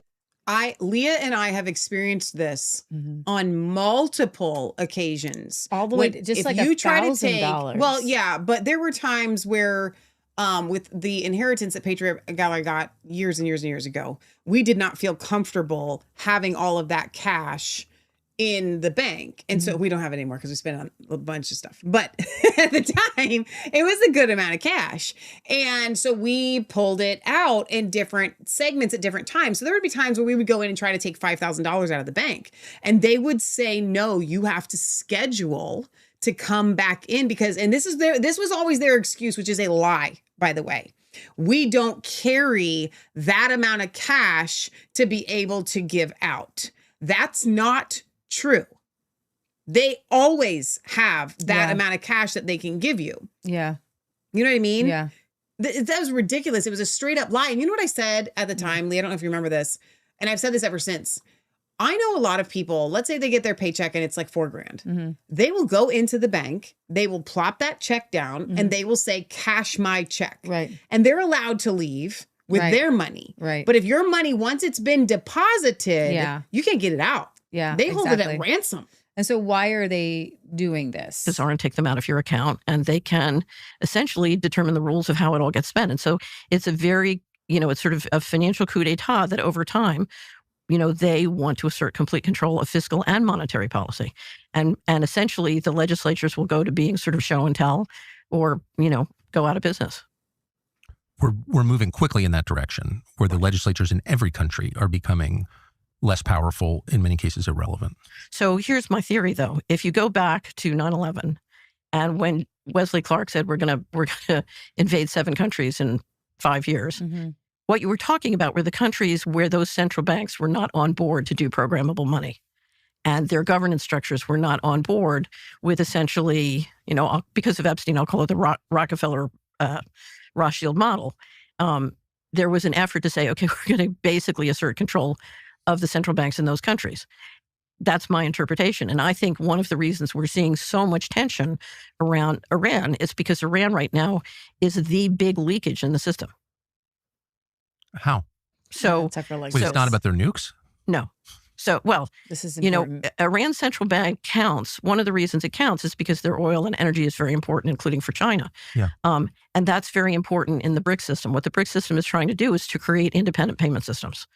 But if you're going to come out with programmable money, with digital IDs that are interoperable globally and programmable money that controls in each jurisdiction centrally, you can't afford leakage. And so you've got way too much leakage in the system to proceed with what they're trying to do. And Iran and the BRIC nations are a sticking point. And certainly Iran's oil, feeding China gives China greater independence. So you think that one of the motives behind toppling all these governments was the creation of the control grid we're talking about now. Right. So if you go back, so you had the wonderful Richard Werner on your show, and Richard has a book called The Princes of the Yen, which is about the sort of effort to take over the Japanese central bank. And I think what you're looking at, I think part of the state of play with both Russia and Iran is how are you going to make sure that those central banks are entirely in the system? So, yeah, that was an amazing interview. And he told the story about writing this book on the Japanese central bank. I can't imagine a more obscure topic from my non-economically minded standpoint. It'd be like writing a book on postcards from the Falkland Islands. It's like, okay, a book on the Japanese central bank. And he said, well, actually, they suppressed it. I couldn't get it published in the United States and you can't get a copy. And that's like checkable. So I checked it. You can't get a copy of that book. It's really hard. I think you can order from its publisher right now. Okay. Right. But I mean, that's forward here like, to reasons that we're issuing stablecoins is as foreign purchases of treasuries diminish, we're hoping that you can put out stablecoins worldwide and attract retail money into the treasury market. So the wholesale market is rejecting you. And so now through the mobile payment systems, you can put out stablecoins. So it's another way of propping up U.S. debt. It's another way of preserving U.S. dominance, dollar dominance, okay? But the danger, of course, is, there are two dangers. One is if everyone in your town in Maine pulls their money out of the bank and puts it on their mobile payment stablecoin, all the loan market and the credit creation market in your town is going to collapse, right? Because they're leaving your local economy and going into the treasury market to finance the feds. So what Amazon did to retailers in towns, stablecoin could do to banks in towns. To community banks and credit unions. Yeah. Now, they can also issue stablecoins, but again, that money's going to go into the treasury market rather than multiply on Main Street. There's been a real quiet war over the last 20, 30 years because the federal regulators have pushed the community banks and credit unions to not make loans on Main Street, but put their money in the investment portfolio where they do buy treasuries. Okay. And this is all part of getting your local economy more and more dependent on federal money. I'm seeing this. Yes. There are only like 4 trends in the modern world, and this is one of them. So power, that's money, important because the more it's propping up the dollar because the dollar is failing. Mm-hmm. So we need more people to buy the treasuries. Right. And to stick, you're just like, oh, because a lot of the other foreign governments are pulling their money out from the treasuries. It's like buying bonds. Exactly. Let me see here. Where are we going to go to? The privatized prison system. Okay, digital currencies. And contractors working for the federal government can do the same. Right. That's Deloitte and JP Morgan too. Right. And what that means is basically the entire large cap stock and bond market in the United States is secret. The disclosure is meaningless. It doesn't mean anything. And if you go to Solari, we have a missing money section, and we have extensive not only descriptions of FASB 56, but what it means to investors. On what grounds could the federal government declare private businesses, the whole of itself, all kind of off limits to disclosure? They have no legal basis because this is in violation of the Constitution, the financial management laws, and the financial management regulations. We have a section at Missing Money with 7 briefing papers. It took me 2 years working with our attorneys to do it, that describe all the financial management laws of the United States so that you can see. And luckily, one of the interesting things that happened when FASB 56 passed is Matt Taibbi picked up on it and wrote an article about it. It's funny, he emailed me, he said, okay, I got the briefing papers, thank God. Because it's very, if you're someone like Matt Taibbi, it's very hard to sit down and learn the financial management laws of the United States. That's why we did the briefing papers, so that any reporter could, get into this and master it in a reasonable period of time. Was this or just a regulation? Was this voted on? This is administrative policy. So in law, there's the Constitution, there's the financial management laws, there's the regulation, and then there's the administrative policy. So this is the total inversion. This is an administrative policy saying we can break the Constitution, the financial management laws, and the regulations by administrative policy. But the House, the Senate, and the White House all agreed. So it was a joint, and they tried to sneak it through. And I was very lucky because there was a guy at the time who worked for the American Federation of Scientists who literally read the Federal Register. And I had signed up for his newsletter because I didn't want to, but I trusted him to do it. And he would keep an eye on the black budget issues. A guy named Steve Aftergood, very good. And he, in his newsletter, he read it and he understood what it meant. Because it's so boring, nobody would understand. Well, that's exactly right. Right. What's not boring, and I'm sorry to keep interrupting you, but I don't want to that is a little bit interesting because they go over some, I thought that was the digital currency thing, but I'm going to skip to why they want to destroy Thomas Massie. And you have to do it not just in the so the New York Fed is depository for the U.S. government. So you have to do it in those accounts, but you also have to look at the borrowing accounts and the slush fund accounts, which is the exchange stabilization. Has anyone attempted to do any of that? So Rand Paul and his father and Congressman Massey have talked about auditing the accounts. And it's funny because Massey and I were at a great conference once, and he was talking about shutting down the Fed. And I kept saying, no, you don't shut it down until you get the 21 trillion back. Otherwise, they get to keep the 21 trillion. So Thomas was up giving a wonderful speech, and he said, I think we should shut down the Fed. And then he looked at me and he said, after we get Catherine's money back. Can I ask just quick about Massey? He's obviously gotten into a very personal altercation with the president ongoing. There's the question of AIPAC. He was one of the few people who didn't take AIPAC money. But the all-out effort to destroy him, I just feel like there's something more than just getting in a tiff with Trump or not taking AIPAC money. So here's what's at the heart of Massey's fight. Yep. And, are we going to be run by the rule of law, or are we going to be run by a secret governance system, essentially consolidating things into what I would call the mega rich who are above the law? Are we, this is fundamentally about, is there going to be the rule of law or not? And the thing I love about Massey, he's an engineer. And if you talk with him or listen to him about a wide range of subjects, starting with food and agriculture, he is ruthlessly focused on what is productive, on what makes economic sense. And what he knows is that the centralization of control is destroying productivity. It's destroying wealth.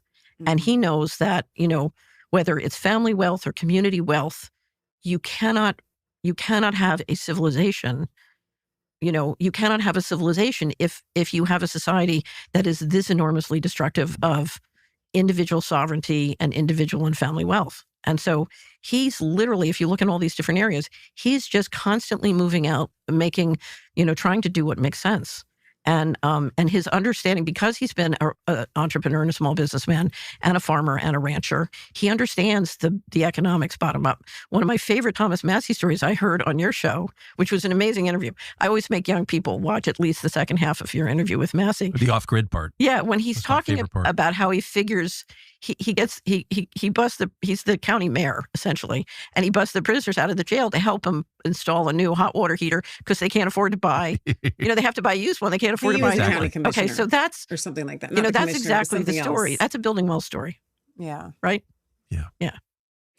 Yeah. What's So I'm gonna just skip here to this this one more part that I want you to hear, and so she's gonna talk about how innovation is going so fast. And we can't predict it. And then Tucker is going to ask her a question. And her answer is going to blow your mind. So just hang on.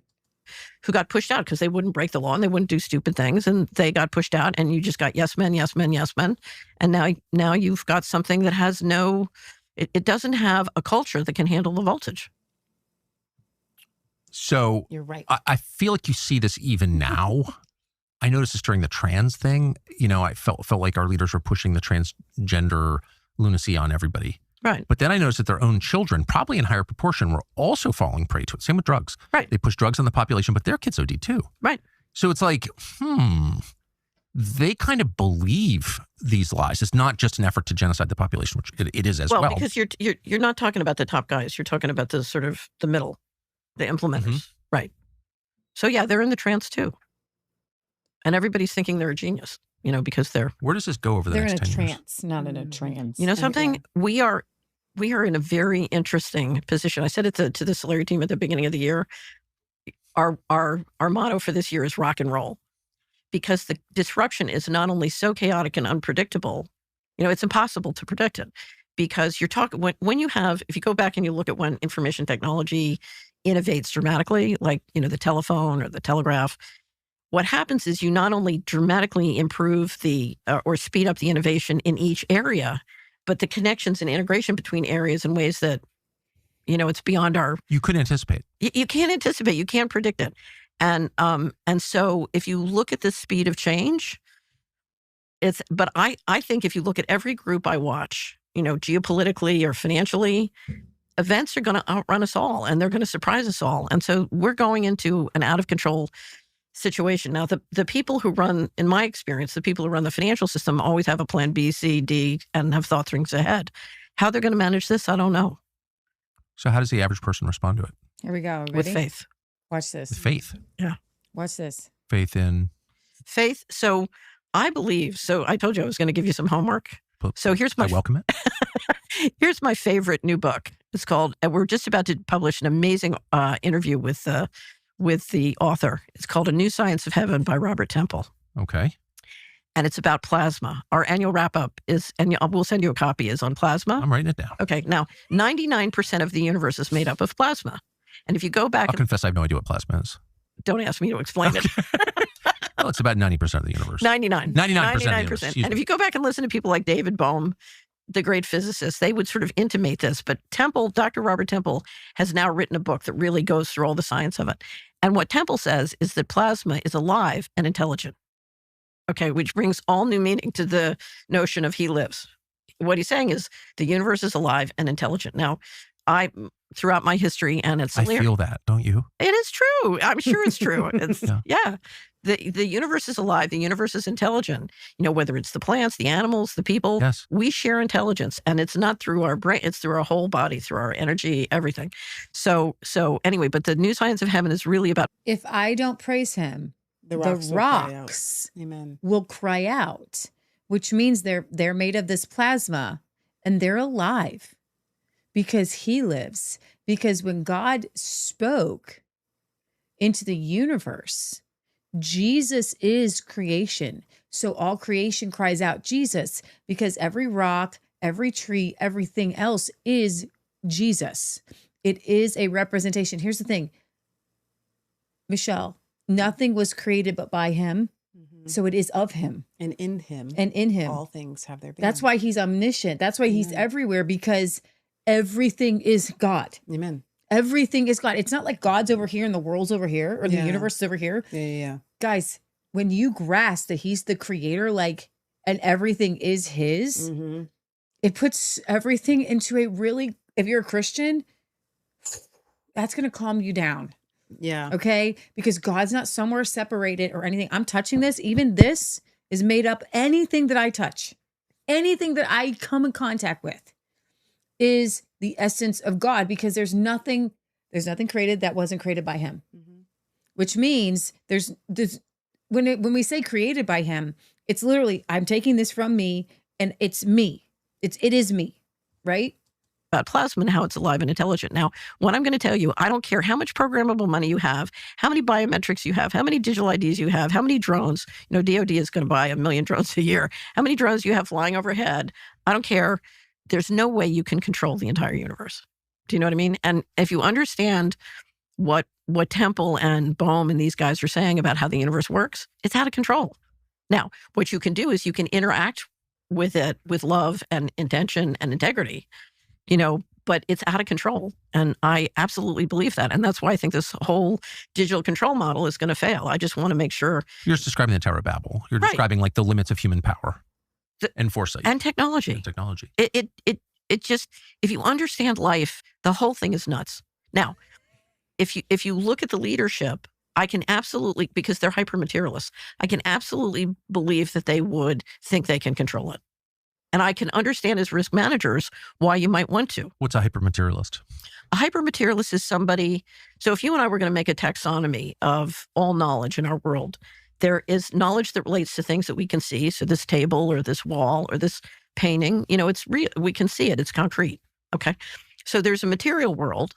But then there's a whole world that's invisible, either because it's spiritual or it may be material, but it's like the Wi-Fi in the room. We can't see it. So there's a whole part of our reality, whether it's what I call the morphogenic field, so shared intelligence, or your energetic body or my energetic body, or or the Wi-Fi in the room, whether it's material or spiritual, there's a whole world that's invisible. And what you see in the American culture in my lifetime is people become more and more focused on what they can see that's material. The only invisible thing they relate to is money. Money is an invisible, finance is an invisible. So money is their God. Only a hyper-materialist could allow money to become their God, because if you understand. But if it's the only invisible thing you believe in, right, it's your God. But they don't know, they literally don't know how intelligence works and how power works in the universe. They are completely ignorant of the real power lines because they can't see the invisible. It's phenomenal. It's like walking around so imagine an orchestra trying to play music and everybody's in the dark and nobody can see the score. That's what, and that's why it sounds like that. That's why it's so discordant. Yeah. It's just completely, and it's like, stop it with the kettle drum. Right. It's time for the strings. Right. Yeah. So we have, so we're very excited because we're doing this program called the Young Builders. It's one of the reasons I'm in Florida. You can stop that there. And I highly recommend that you watch that one for your soul more than Candace Owens, which was highly entertaining. And Jessica Franz from one part Swede to another. We got your number. We could see right through you because you're one of us. Oh my gosh, you scared the dogs. I'm sorry, I didn't mean to scare you. Like seriously, her whole history is like very similar to ours, and I'm just like, wow, okay, I know you, girl. That's why I can catch you. That's why I can see a Franz fraud when I see her. Okay, you're a fake Swede, girlfriend. Far away from the truth is what you are. Okay, you need mo far. Oh my gosh, Leah. You need to be mo truthful is what you need. All right, so we can read some comments. I got little tiny stories. Those are my big stories for tonight. I wanted to end on like a really positive note. It was so exciting for me planting seeds. Patriot Gallery is like, you literally are planting seeds. Yeah, because we were I just got a talking about greenhouse that. upstairs. So excited! I'll make a video for you guys. It's literally my happiest place I've been in a very long time. I've got the greenhouse. We're planting seeds, getting them started. I'm just so excited about that. But I'm listening to Catherine Austin Fitts with Tucker, and she's filling my soul. Yeah. I love this woman because she just speaks like truth. We're in a very chaotic time when there's not a lot of people to listen to and garner, maybe a good take on things from. Mm-hmm. And every time I listen to Catherine Austin Fitts, not only does she have a grasp on all the things, whether it's finance, digital currency, the Epstein files, growing your own food, like she's one of us. She works with the Children's Defense Fund with Polly Thomas over there. I love these people, Tommy over there. So we love all that. But then she's also a woman who is a Christian. And when you put in that kind of metaphysics idea of the universe, and then what she was saying, if you didn't catch it, was we're at a very unstable time when there are a lot of different technological advances trying to be the next internet, telephone, plow, whatever, wheel for the Indians. No offense. Whatever the next thing is, innovation is. You can tell and you can feel that there's a fight in the universe, that will not allow the next new thing to advance us. That because it's being done in the dark, and because so many people are not able to connect with the spiritual, even Thomas Edison creating the light bulb, was it the light bulb? Who did the telephone? Alexander Graham Bell. A lot of these guys with these big inventions were kind of into the spirit realm, even negative spirit realm. Oh yeah, sure. So witchcraft with Jack Parsons and the rocket fuel to space. Him to Pan. I would say Elon Musk is definitely spiritually attuned to the dark side. Yeah. So these things have to be spiritually attuned. But if you're just kind of ultra materialistic, like she said, you're not going to actually get your thing off the ground. Yeah. And there is a spiritual movement of people who want to go back to the land. Yeah. And so that energy, and we're not going to be cultic about it. I'm just going to tell you, like she said, I'm sitting next to you. If I get close to you, I can feel that you're closer to me. You can turn off all the lights. And if you walk close to a dog or a human being, you can feel them. We all have an energy about us. Okay. So if we are connected to the divine, which is God, and then into the universe, which is, the rocks cry out, all creation is groaning. These are scriptures. Yeah. That's an energy force of creation groaning for the manifestation of the sons of God. Come on. Okay. Preach it. So when it's just like that Trees movie with Mark Wahlberg. Okay. Yeah.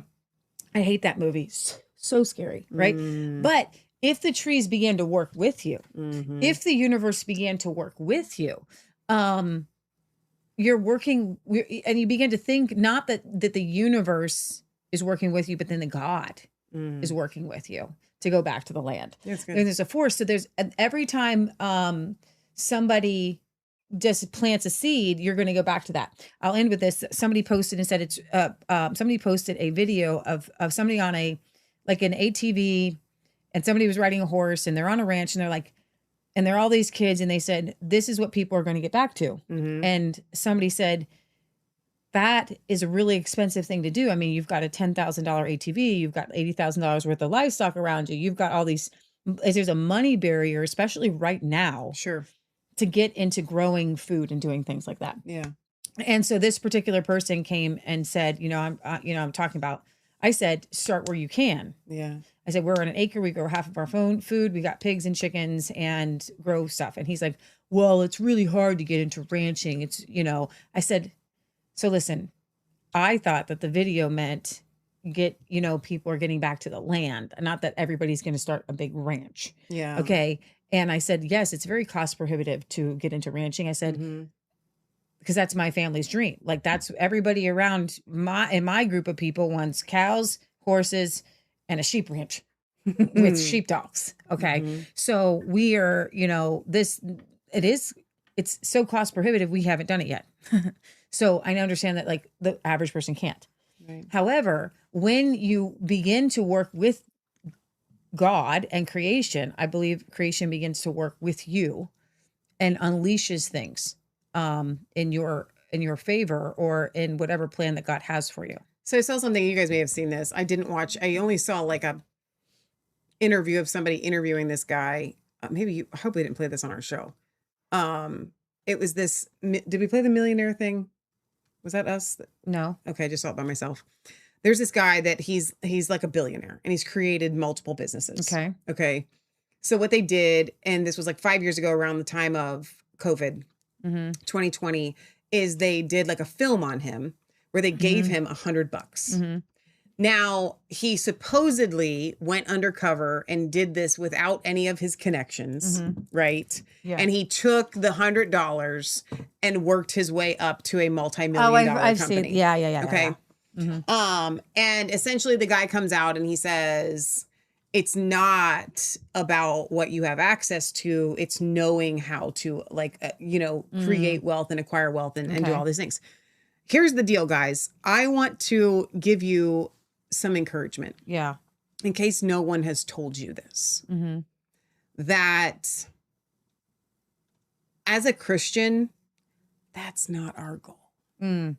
Our goal is not to acquire things. Exactly. And acquire wealth. I can't speak for you guys because you may not be in this boat. Yeah. But I live in it. Leah maybe not so much, but for real. I only want to get back to the land because I know that God wants me to get back to the land. I'm not by nature, I'm becoming this, right? Because I'm becoming renewed. I'm becoming someone who, and I have been becoming for 20 years, someone who really genuinely wants to just get back to the land. Right. And so that's funny. It's not like I can say, was originally, I guess is the best way to say, because it is now. Okay. It is now my heart's desire, but it didn't start that way. Okay. It did not start out as my heart's desire. Okay. To do, Leah can tell you, I am the princess of clean. Okay. I like my shoes to be white. Yeah. I like to dress nice. Okay. I am not like, I really like the days where I get to just wear an outfit all day long that doesn't have to get covered in dog stuff and dirt. I understand you. Okay. But that aside, yeah, I want to live this life because God has been transforming my heart's desire to make it my heart's desire. So keep in mind, guys, that I believe truly that any of you that want land, that want to raise pigs or chickens or cows or horses or grow your own food and have a beehive and a vineyard and like all the things, right? I truly believe that you want that because you know that's what God wants for you. Okay. And there's a rest in that because I want to do it out of obedience because I know that it's what God wants for me. Okay. And so when you feel like you don't have something that you want, it's very painful. Yeah. Very, very painful. But when you feel like you don't have something that you know God wants to have for you, then you can seek after it in a much different way. Yeah. Like, God, I know that you want this for me. I know that this is the call that you have for my life. And so I thank you because the Bible says that you have not because you ask not, and you have not because you ask amiss so that you might consume it upon your own lust. But it also says that when you ask anything according to his will, you know that you have the thing that you ask. And so I would encourage you guys that, let me just tell you this, God wants you to have that land. God wants you to raise those animals. And so it's not, the onus isn't on you to do something that you want, because a lot of us want a lot of things that you can't make happen. Yeah. But when you seek first his kingdom and his righteousness, then all of these things will be added unto you. So as we shift our desires to God, I just want to obey you. God, I just want to seek your kingdom. I want to seek your righteousness. I want you to put me before people that I can minister to and I can spread the gospel to and I can spread truth to. When you do all of that, then all of these other things, because the Bible says that God knows that you need these things. And anybody that has given up father and mothers and sisters and lands and houses in this life, you will receive them in this life and in the life to come. Okay. No, that's so good. I got like 3 or 4 stories. I'm looking at the time. Should I go over them or not? I don't care. Okay. No, that's so good. Like, you keep preaching. So I'm like looking at the rest of my stories. I'm like, should I go over them or not? Because that's the most important thing, that message, because people, I feel that all the time. God will get it to you. I feel that message. Seek first his kingdom and his righteousness. Don't be like them. Because here's the deal. I'm going to tell you, I will say this, and this is super important. Then you can get to like 1 or 2 of your stories. Guys, you could make it happen. You could. You want to tell me that you couldn't? I'm sorry, that's a lie.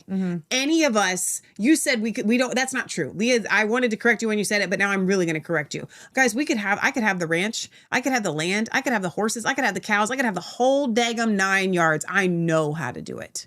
I know how to be successful. You do too. I've been busy seeking first his kingdom and his righteousness. And then what God wants for me, that's all I want. That's all I want. Because it comes with other things. Like, you can't just get the one thing. Right. Because in order to just go out and get it, you got to sacrifice a part of your soul and become less human. You can't have everything that you want. Right. Exactly. You can't but you can have all those things. I want to be a good Christian and I want to do these things. Exactly. And so you see it. You see these big name ministers. They seem to have it all.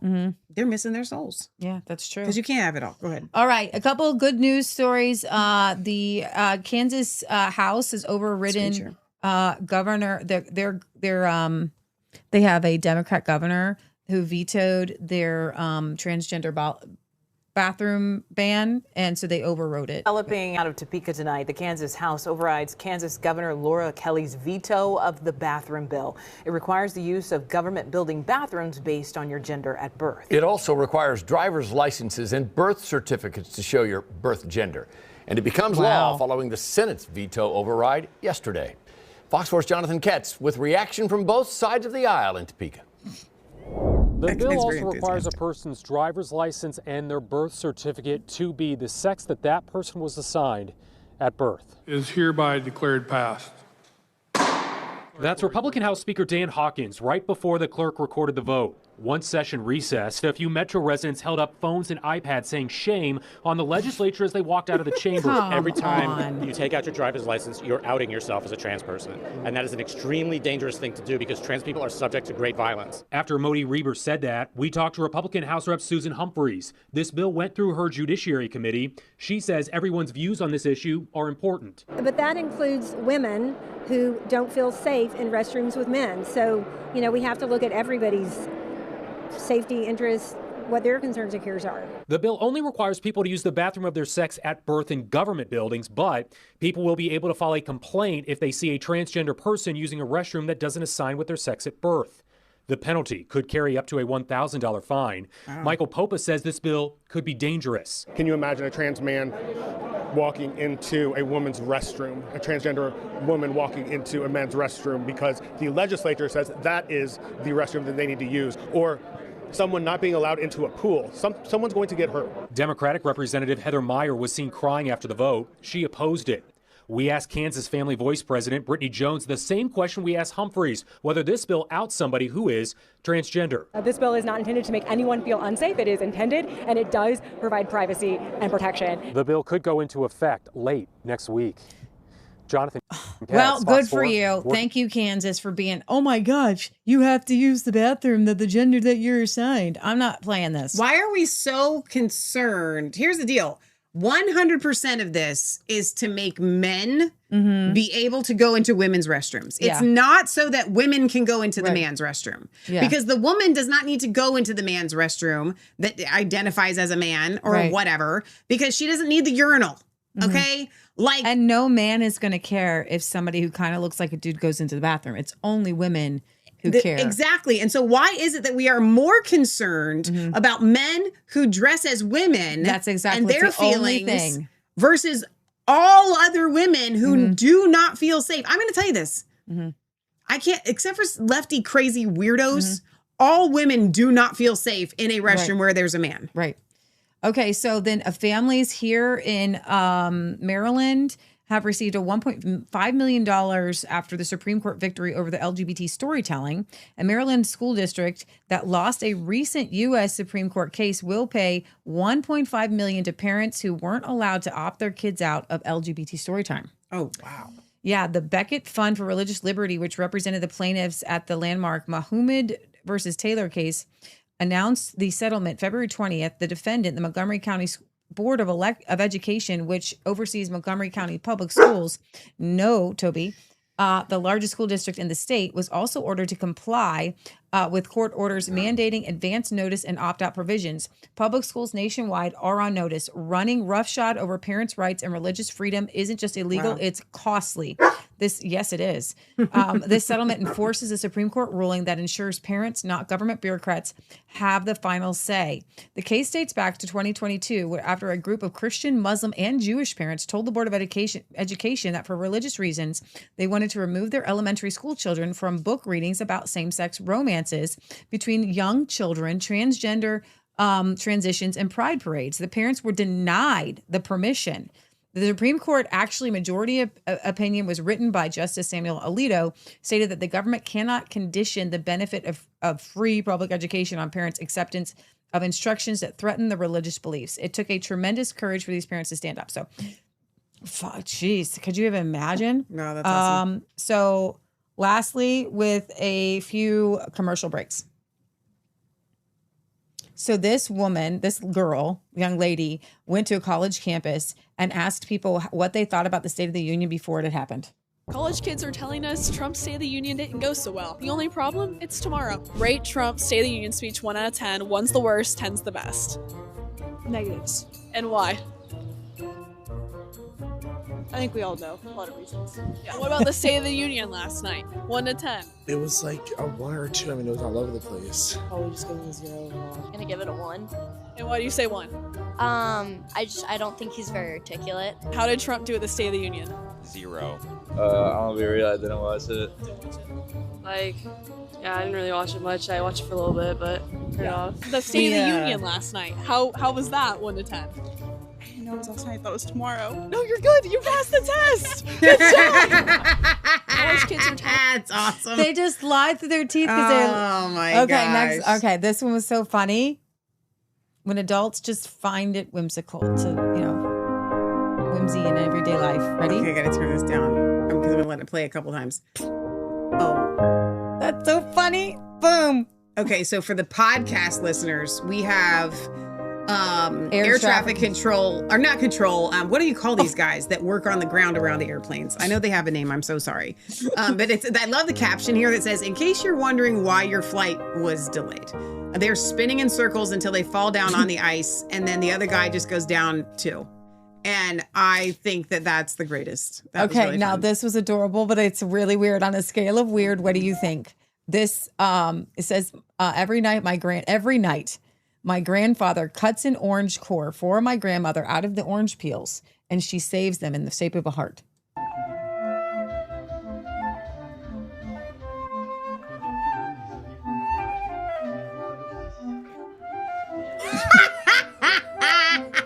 It's awesome. Oh my gosh. That's adorable. Actually. Okay. Now, this person says, I found the holy grail of best content ever. She's a homesteader, and it's just, this is funny. Well, right now, the tomatoes are coming in on overload, of course. Some people can't handle that. They just want to see me farming all day because farming's so great. What happens when I lose the farm because of the real ID, which I'm not getting? What happens then? You still want to see farming because you're not going to see any farming. Yeah, I thought I'd bring up a little bit about pink curing salt because all you are doing with pink curing salt is retaining the pink. Is there a purpose for that? Do your eyes need to see it pink to make it delicious? Stop it. That shit is killing you. Sorry. Okay? That is stomach cancer is what that delicious pink curing salt, which is nitrates, is doing to you. This is Tracy. Hi, honey. She's a little scared on camera.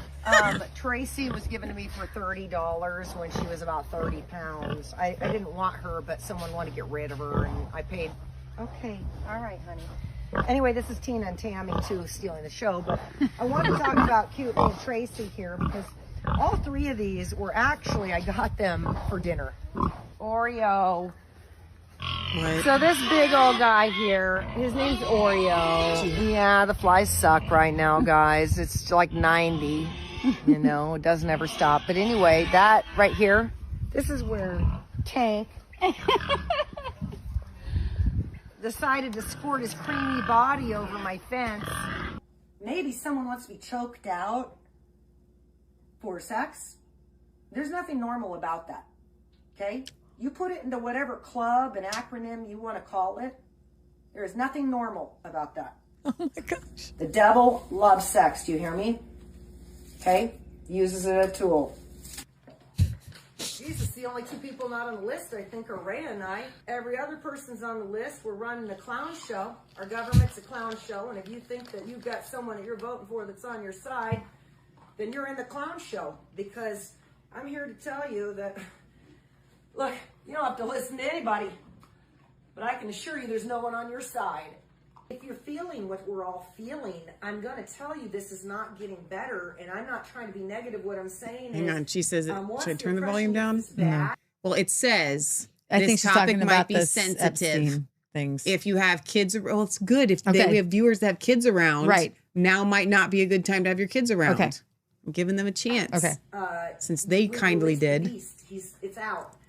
There's no putting it back in the box. So how do we go about our lives? Because what is God's promise is to focus on him. Why does he say that? Because what happens when you focus on Epstein? Well, you're going to take a gun and blow your brains out. I think we're going to do a walkthrough in the garden. Ray and I were just bitching about the endless spraying we have going on, that it's 90 or something. Guys, we're going to go check on Guillermo. I've got some castor oil, turpentine, concoction. 24 hours ago, he almost died of pneumonia. How we doing, Guillermo? All right. Okay, so first thing we look at with a patient with pneumonia is his breathing. And he loves to block the door, huh, buddy? Poor Guillermo. How we He looks doing, like the size of our Cooney. He's bigger. So, Or should I just stay here? You can stay right there. First thing I do is I'm feeling for his fever. It's a giant pig. So he was down last night and he could not get up. His panting was shallow and he couldn't breathe at all. Once he starts coughing, you're going to see he's very ill. But what we're doing is about every 4 hours, we're doing 2 tablespoons of turpentine, 2 tablespoons of castor oil, aren't we? Give me a kiss. To help out those of you that have never been experienced raw milk in any which way, you're maybe even a little scared because it has to have a warning. Remember, guys? So in California, it's not for human consumption. That's very terrifying to people. They don't understand why would this delicious milk say not for human consumption. Why would it say for pet use only? I certainly don't want to drink it now. Well, folks, I want you to understand that's just how it has to work in California. So we have to, by law, any raw milk, put that warning on there because it's illegal to sell raw milk for human consumption. Now, that being said, all of us with cows, we're not milking our cows out for the dogs, okay, guys? I don't go out there to Clarabelle just to milk 3 gallons every session for dogs. I'm doing it because I consume this milk. Actually, right now, I'm doing a dairy fast. Oh my God, I drank a gallon of her milk yesterday. Now, be careful. I did have to poop a few times, okay? Let's go down my favorite side, the side that doesn't help us. So we've got radiation, right? We got our power lines. Yeah, they're everywhere. We've got cell towers. Well, they're not cell towers. We know they're not because they're actually not called cell towers when you look up all the information on the internet. They're actually mass weapons of destruction. Oh my gosh, that's awesome. What's the name of her channel? I don't know. Because it says everybody needs to watch her, but like, who is she? And the last one is when you want to just fit in. Oh, I've seen this. I watched this yesterday. I thought I sent it to you. Did I send this to you? All this goofy camel wanted was to make friends, but when he first arrived at his farm, the horses took one look at him and ran for the hills. But luckily, his persistence paid off. Before Shammy the camel arrived at L'Amazing Adventures in New Brunswick, he'd been part of a traveling petting zoo and he was used to lots of attention, but he never exactly had the chance to master animal social etiquette. So when he finally moved into his forever home and came barreling toward the horses like a golden retriever on espresso, they were understandably a little alarmed, but Shammy, who doesn't seem to realize that he's different at all, kept trying. And eventually, the horses realized he wasn't a monster, just a silly giant with a lot of enthusiasm. These days, Shammy is a fully accepted member of the herd, and he's officially appointed himself as the herd's chief mischief officer. He's been known to let his llama friends out on unauthorized adventures, leading them on hikes around the property, and then pretending he had nothing to do with it. When he's not spending time pestering his best friend, Toledo the horse, he's usually off on his own doing camel zoomies, especially during the winter, his favorite season. Shammy now gets to live the rest of his life where his big personality isn't just tolerated, it's actually celebrated. I'm Jen, and I post something positive. Okay, that was so good. That's your show. I love that. I said that to Leah yesterday. Even though she got it somewhere else. I just love that stories like that are going around. Speaking of great news, we just did this whole show with 0 dropped frames. 0 dropped frames. 0 dropped frames. We did 9. We broadcast to 9 places. And we didn't have to stop anybody. We have to stop somebody usually. Now, exactly. And here's the other thing. At the beginning, we had some audio issues, but that was just because this is all brand new and I don't have all the settings right yet. Yeah. So I switched the settings. We're good to go. That won't happen again. It shouldn't happen again, right? So what did it feel like for you? There were several times where I literally decided to just try to take it in and I wanted to cry. What did it feel like differently than the other shows? Just peaceful. Just like normal? Like, because you're There's normally no normal. uptight. Aren't you normally uptight? Yeah. I don't have to worry about it. Like, is your cortisol level, like, was it like down to... It's 0. I don't have to worry about the stream. Like I'm the whole show. You have no idea. Did we bring up things faster? Like like way faster. Yeah. Like and there's a bunch of little stuff, guys. No, there's 0 way we glitched. We had 0 dropped frames. Nobody, your favorite podcaster, does not have the computer that we have. Maybe Tucker. Maybe Candace. No, because they probably have one from a year or 2 ago. Well, exactly. This is literally, we have the fastest hard drive in the world that they make. Nick said that it's faster than his because he just built his last year. Okay.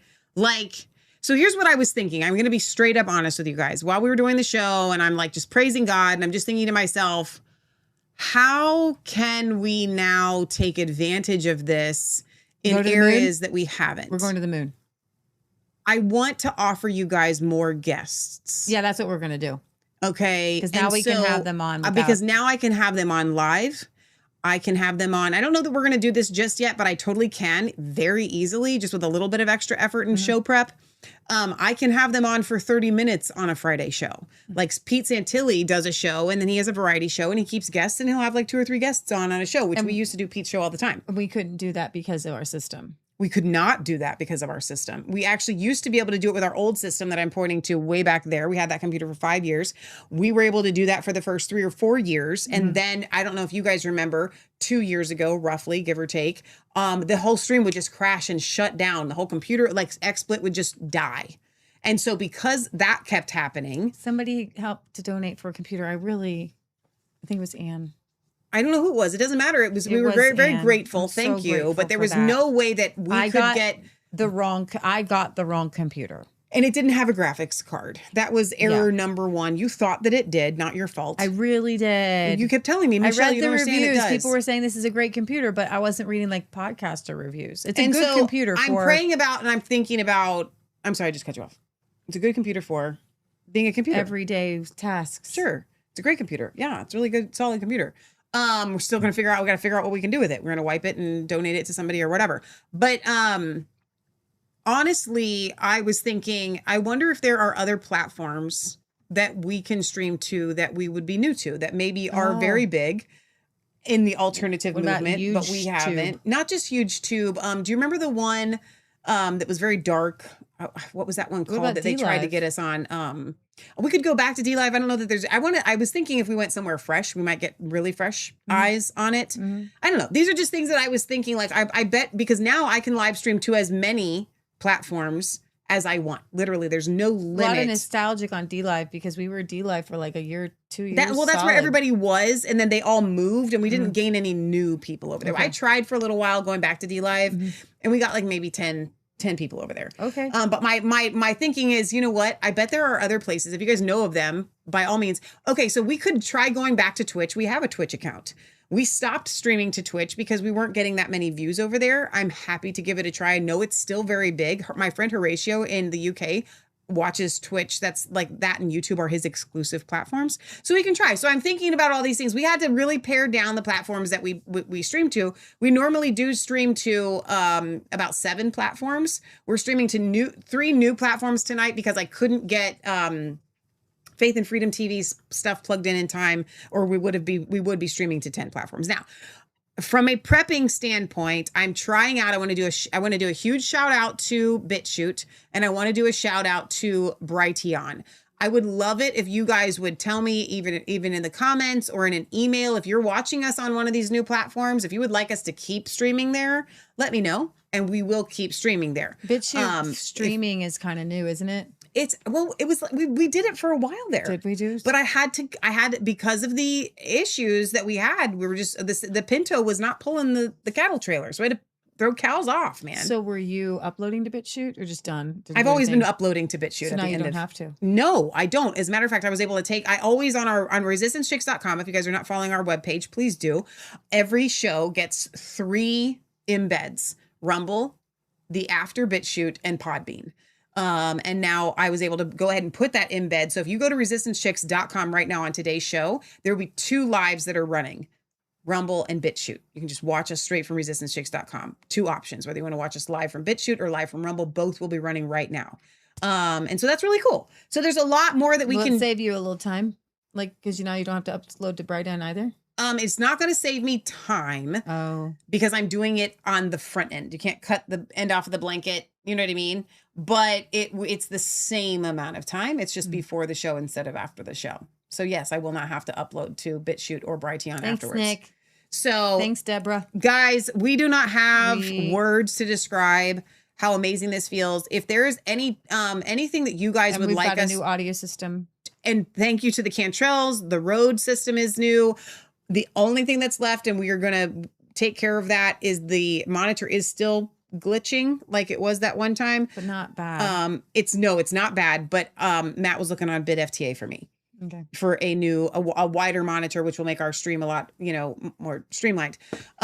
So Samuel says, I saw your computer and that Ryzen 9 is a fast chip and your video card is solid. My son would be drooling for his gaming PC. Well, yes, because he brought up a test gaming thing. And oh my gosh, it made me almost want to be a gamer. Just kidding. Not really, but yeah. So Samuel says, try Whatnot and sell your goods on it. Social selling there is fire, according to Gary Vee.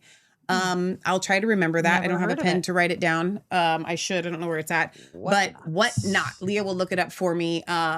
If all you want is his kingdom first and his righteousness, you already have it all. Everything else is just mammon to be used to win and serve others. Thank you, Samuel. That is so, so beautiful. You are amazing. Thank you for that.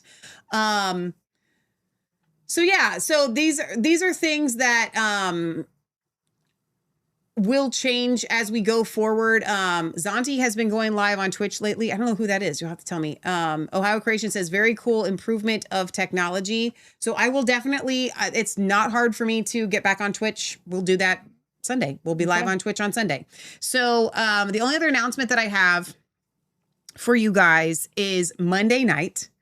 We're going to have Corey Gray on. You are so, speaking of tech and speaking of all the things, you guys are going to love having Corey back on. So please put that on your calendar. It will air Monday night at 8 p.m. Eastern Standard Time. We are so excited to have Corey back in on Resistance Chicks. And hopefully, as our schedules allow, which unfortunately he does church on Wednesday. So I'm not sure. I was hoping that we'd be able to get Corey on for more Revelation Red Pill Wednesdays. So those would have to be pre-records because he has church on Wednesdays, which stinks. But there might be other people that will get on for some live Revelation Red Pills. And there's a couple of people that I really want to reach out to for having on Healing for the Fractured Soul.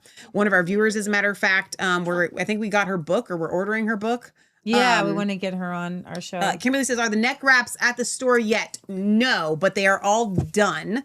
I finished them all. I just have to take a picture and throw them up there. Hopefully I can have that done by Tuesday of next week. I know I'd said this week, but there was a lot going on, but we randomly, Nick was like, hey, can I come in and install the computer? So then we had a night of worship. Oh, it was so good. You guys don't even know. So awesome. Abigail and her brother and her sister and her dad. Amazing. We prayed and prayed. We brought down, Abigail played her guitar and we prayed worship, and it was just amazing. It was one of the most phenomenal nights that we've had in a very long time. Very cup filling. Yeah. I'm just, the whole thing has just been so overwhelming. Yeah. So thank you guys for being so supportive in your prayers. Because I believe truly that you guys prayed these things into being. Chris says that he's a young Christian musician. Well, wouldn't it be fun to get him on our show? That would be fun. All right, you guys. So we are going to sign off. Don't forget that the almanacs are available on the store. Shop.resistancechicks.com. I really hate to say this because you're going to start thinking I'm doing this on purpose. I have not had time to take that promo code down. So it's still there. Love 2026 is still up there. So you can feel free to use it until I get the chance to get, this is how much we've got going on. We're going to see Sean and Condi tomorrow, birthday. Oh, that's right. So Shauna's birthday's on. Oh. Is it today? No, it's on Sunday. So we'll wish her happy birthday on Sunday. You can wish her pre-happy birthday now. We're wanting to see, there it goes flashing again. I did nothing. That's the monitor. We're going out to dinner with them tomorrow. So early happy birthday to Shauna. But if you want to go to our neighbor's house. Our neighbors are having, if you want to go. Bring it up? With, no? Okay. No, I don't even know where it's at. But if you want the information, just shoot me an email. If you like to go see Lisa Schwartz. At a revival, 2 houses down from us. In Milford, Ohio. You can go to Lisa Schwartz TikTok or something. Yeah, exactly. We're not going to be able to go. If you want information on where it is, email us at massfaith33@gmail.com. That does not mean you're going to be able to stop by my house. Or message us on Facebook. I'll help you get there. We hook you up. So that's tomorrow. But she's a revivalist who prays for people. It's great. Yeah, if you want to touch and a move from God, by all means, Shauna and Condi will be there. So speaking of birthdays, Leah hates it when I do this, and I'm so sorry. That's good. I have to take the dogs out. Leah's birthday is coming up. So if you would like to send her a birthday card, you totally can, to P.O. Box 107, Milford, Ohio, 45150. Her birthday is March 11th. She is turning 25 years old. And that's, if you want to believe that, by all means do. And so we're wishing Leah a happy birthday. If you want to send a card, that is P.O. Box 107, Milford, Ohio, 45150 for her birthday on March 11th. So March is a good month for birthdays. Patriot Gallery's birthdays this month. Whoa, that was a powerful, or you turned the light off. Matt's birthday is this month. The Kansas Cowboys' birthday is this month. Shauna's birthday is this month. I'm sure there's others of you. Feel free. And I always would love to know if it's your birthday. If you guys want me to do a shout out for you for your birthday, dude, let me know. I want to. Let me rephrase that. I would love to do shout outs for your birthdays. If you would feel free to let me know when your birthday is. And since we're coming on the head of the month, let's say on... we'll do it next Friday. We'll do our monthly giveaway next Friday. So please send me your email.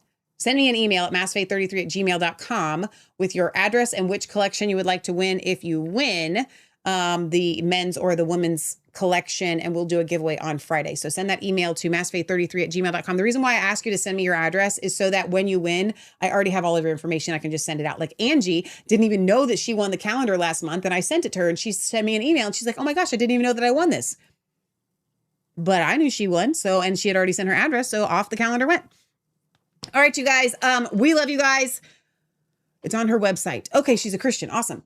We love you guys. God loves you. God bless. Remember, it's not just a conspiracy theory. If it's actually the truth, we will see you on Sunday for our World News program at 1:30 p.m. Eastern Standard Time. On Monday night, Corey Gray is going to be in the house for our Outliers program. Tuesday night's Healing for the Fractured Soul. Wednesday, I'm pretty sure, I thought we might have something going on Wednesday. So we may or may not have a Revelation Red Pill on Wednesday. I think there might be something going, but stay tuned on that. All right. So we will see you guys. What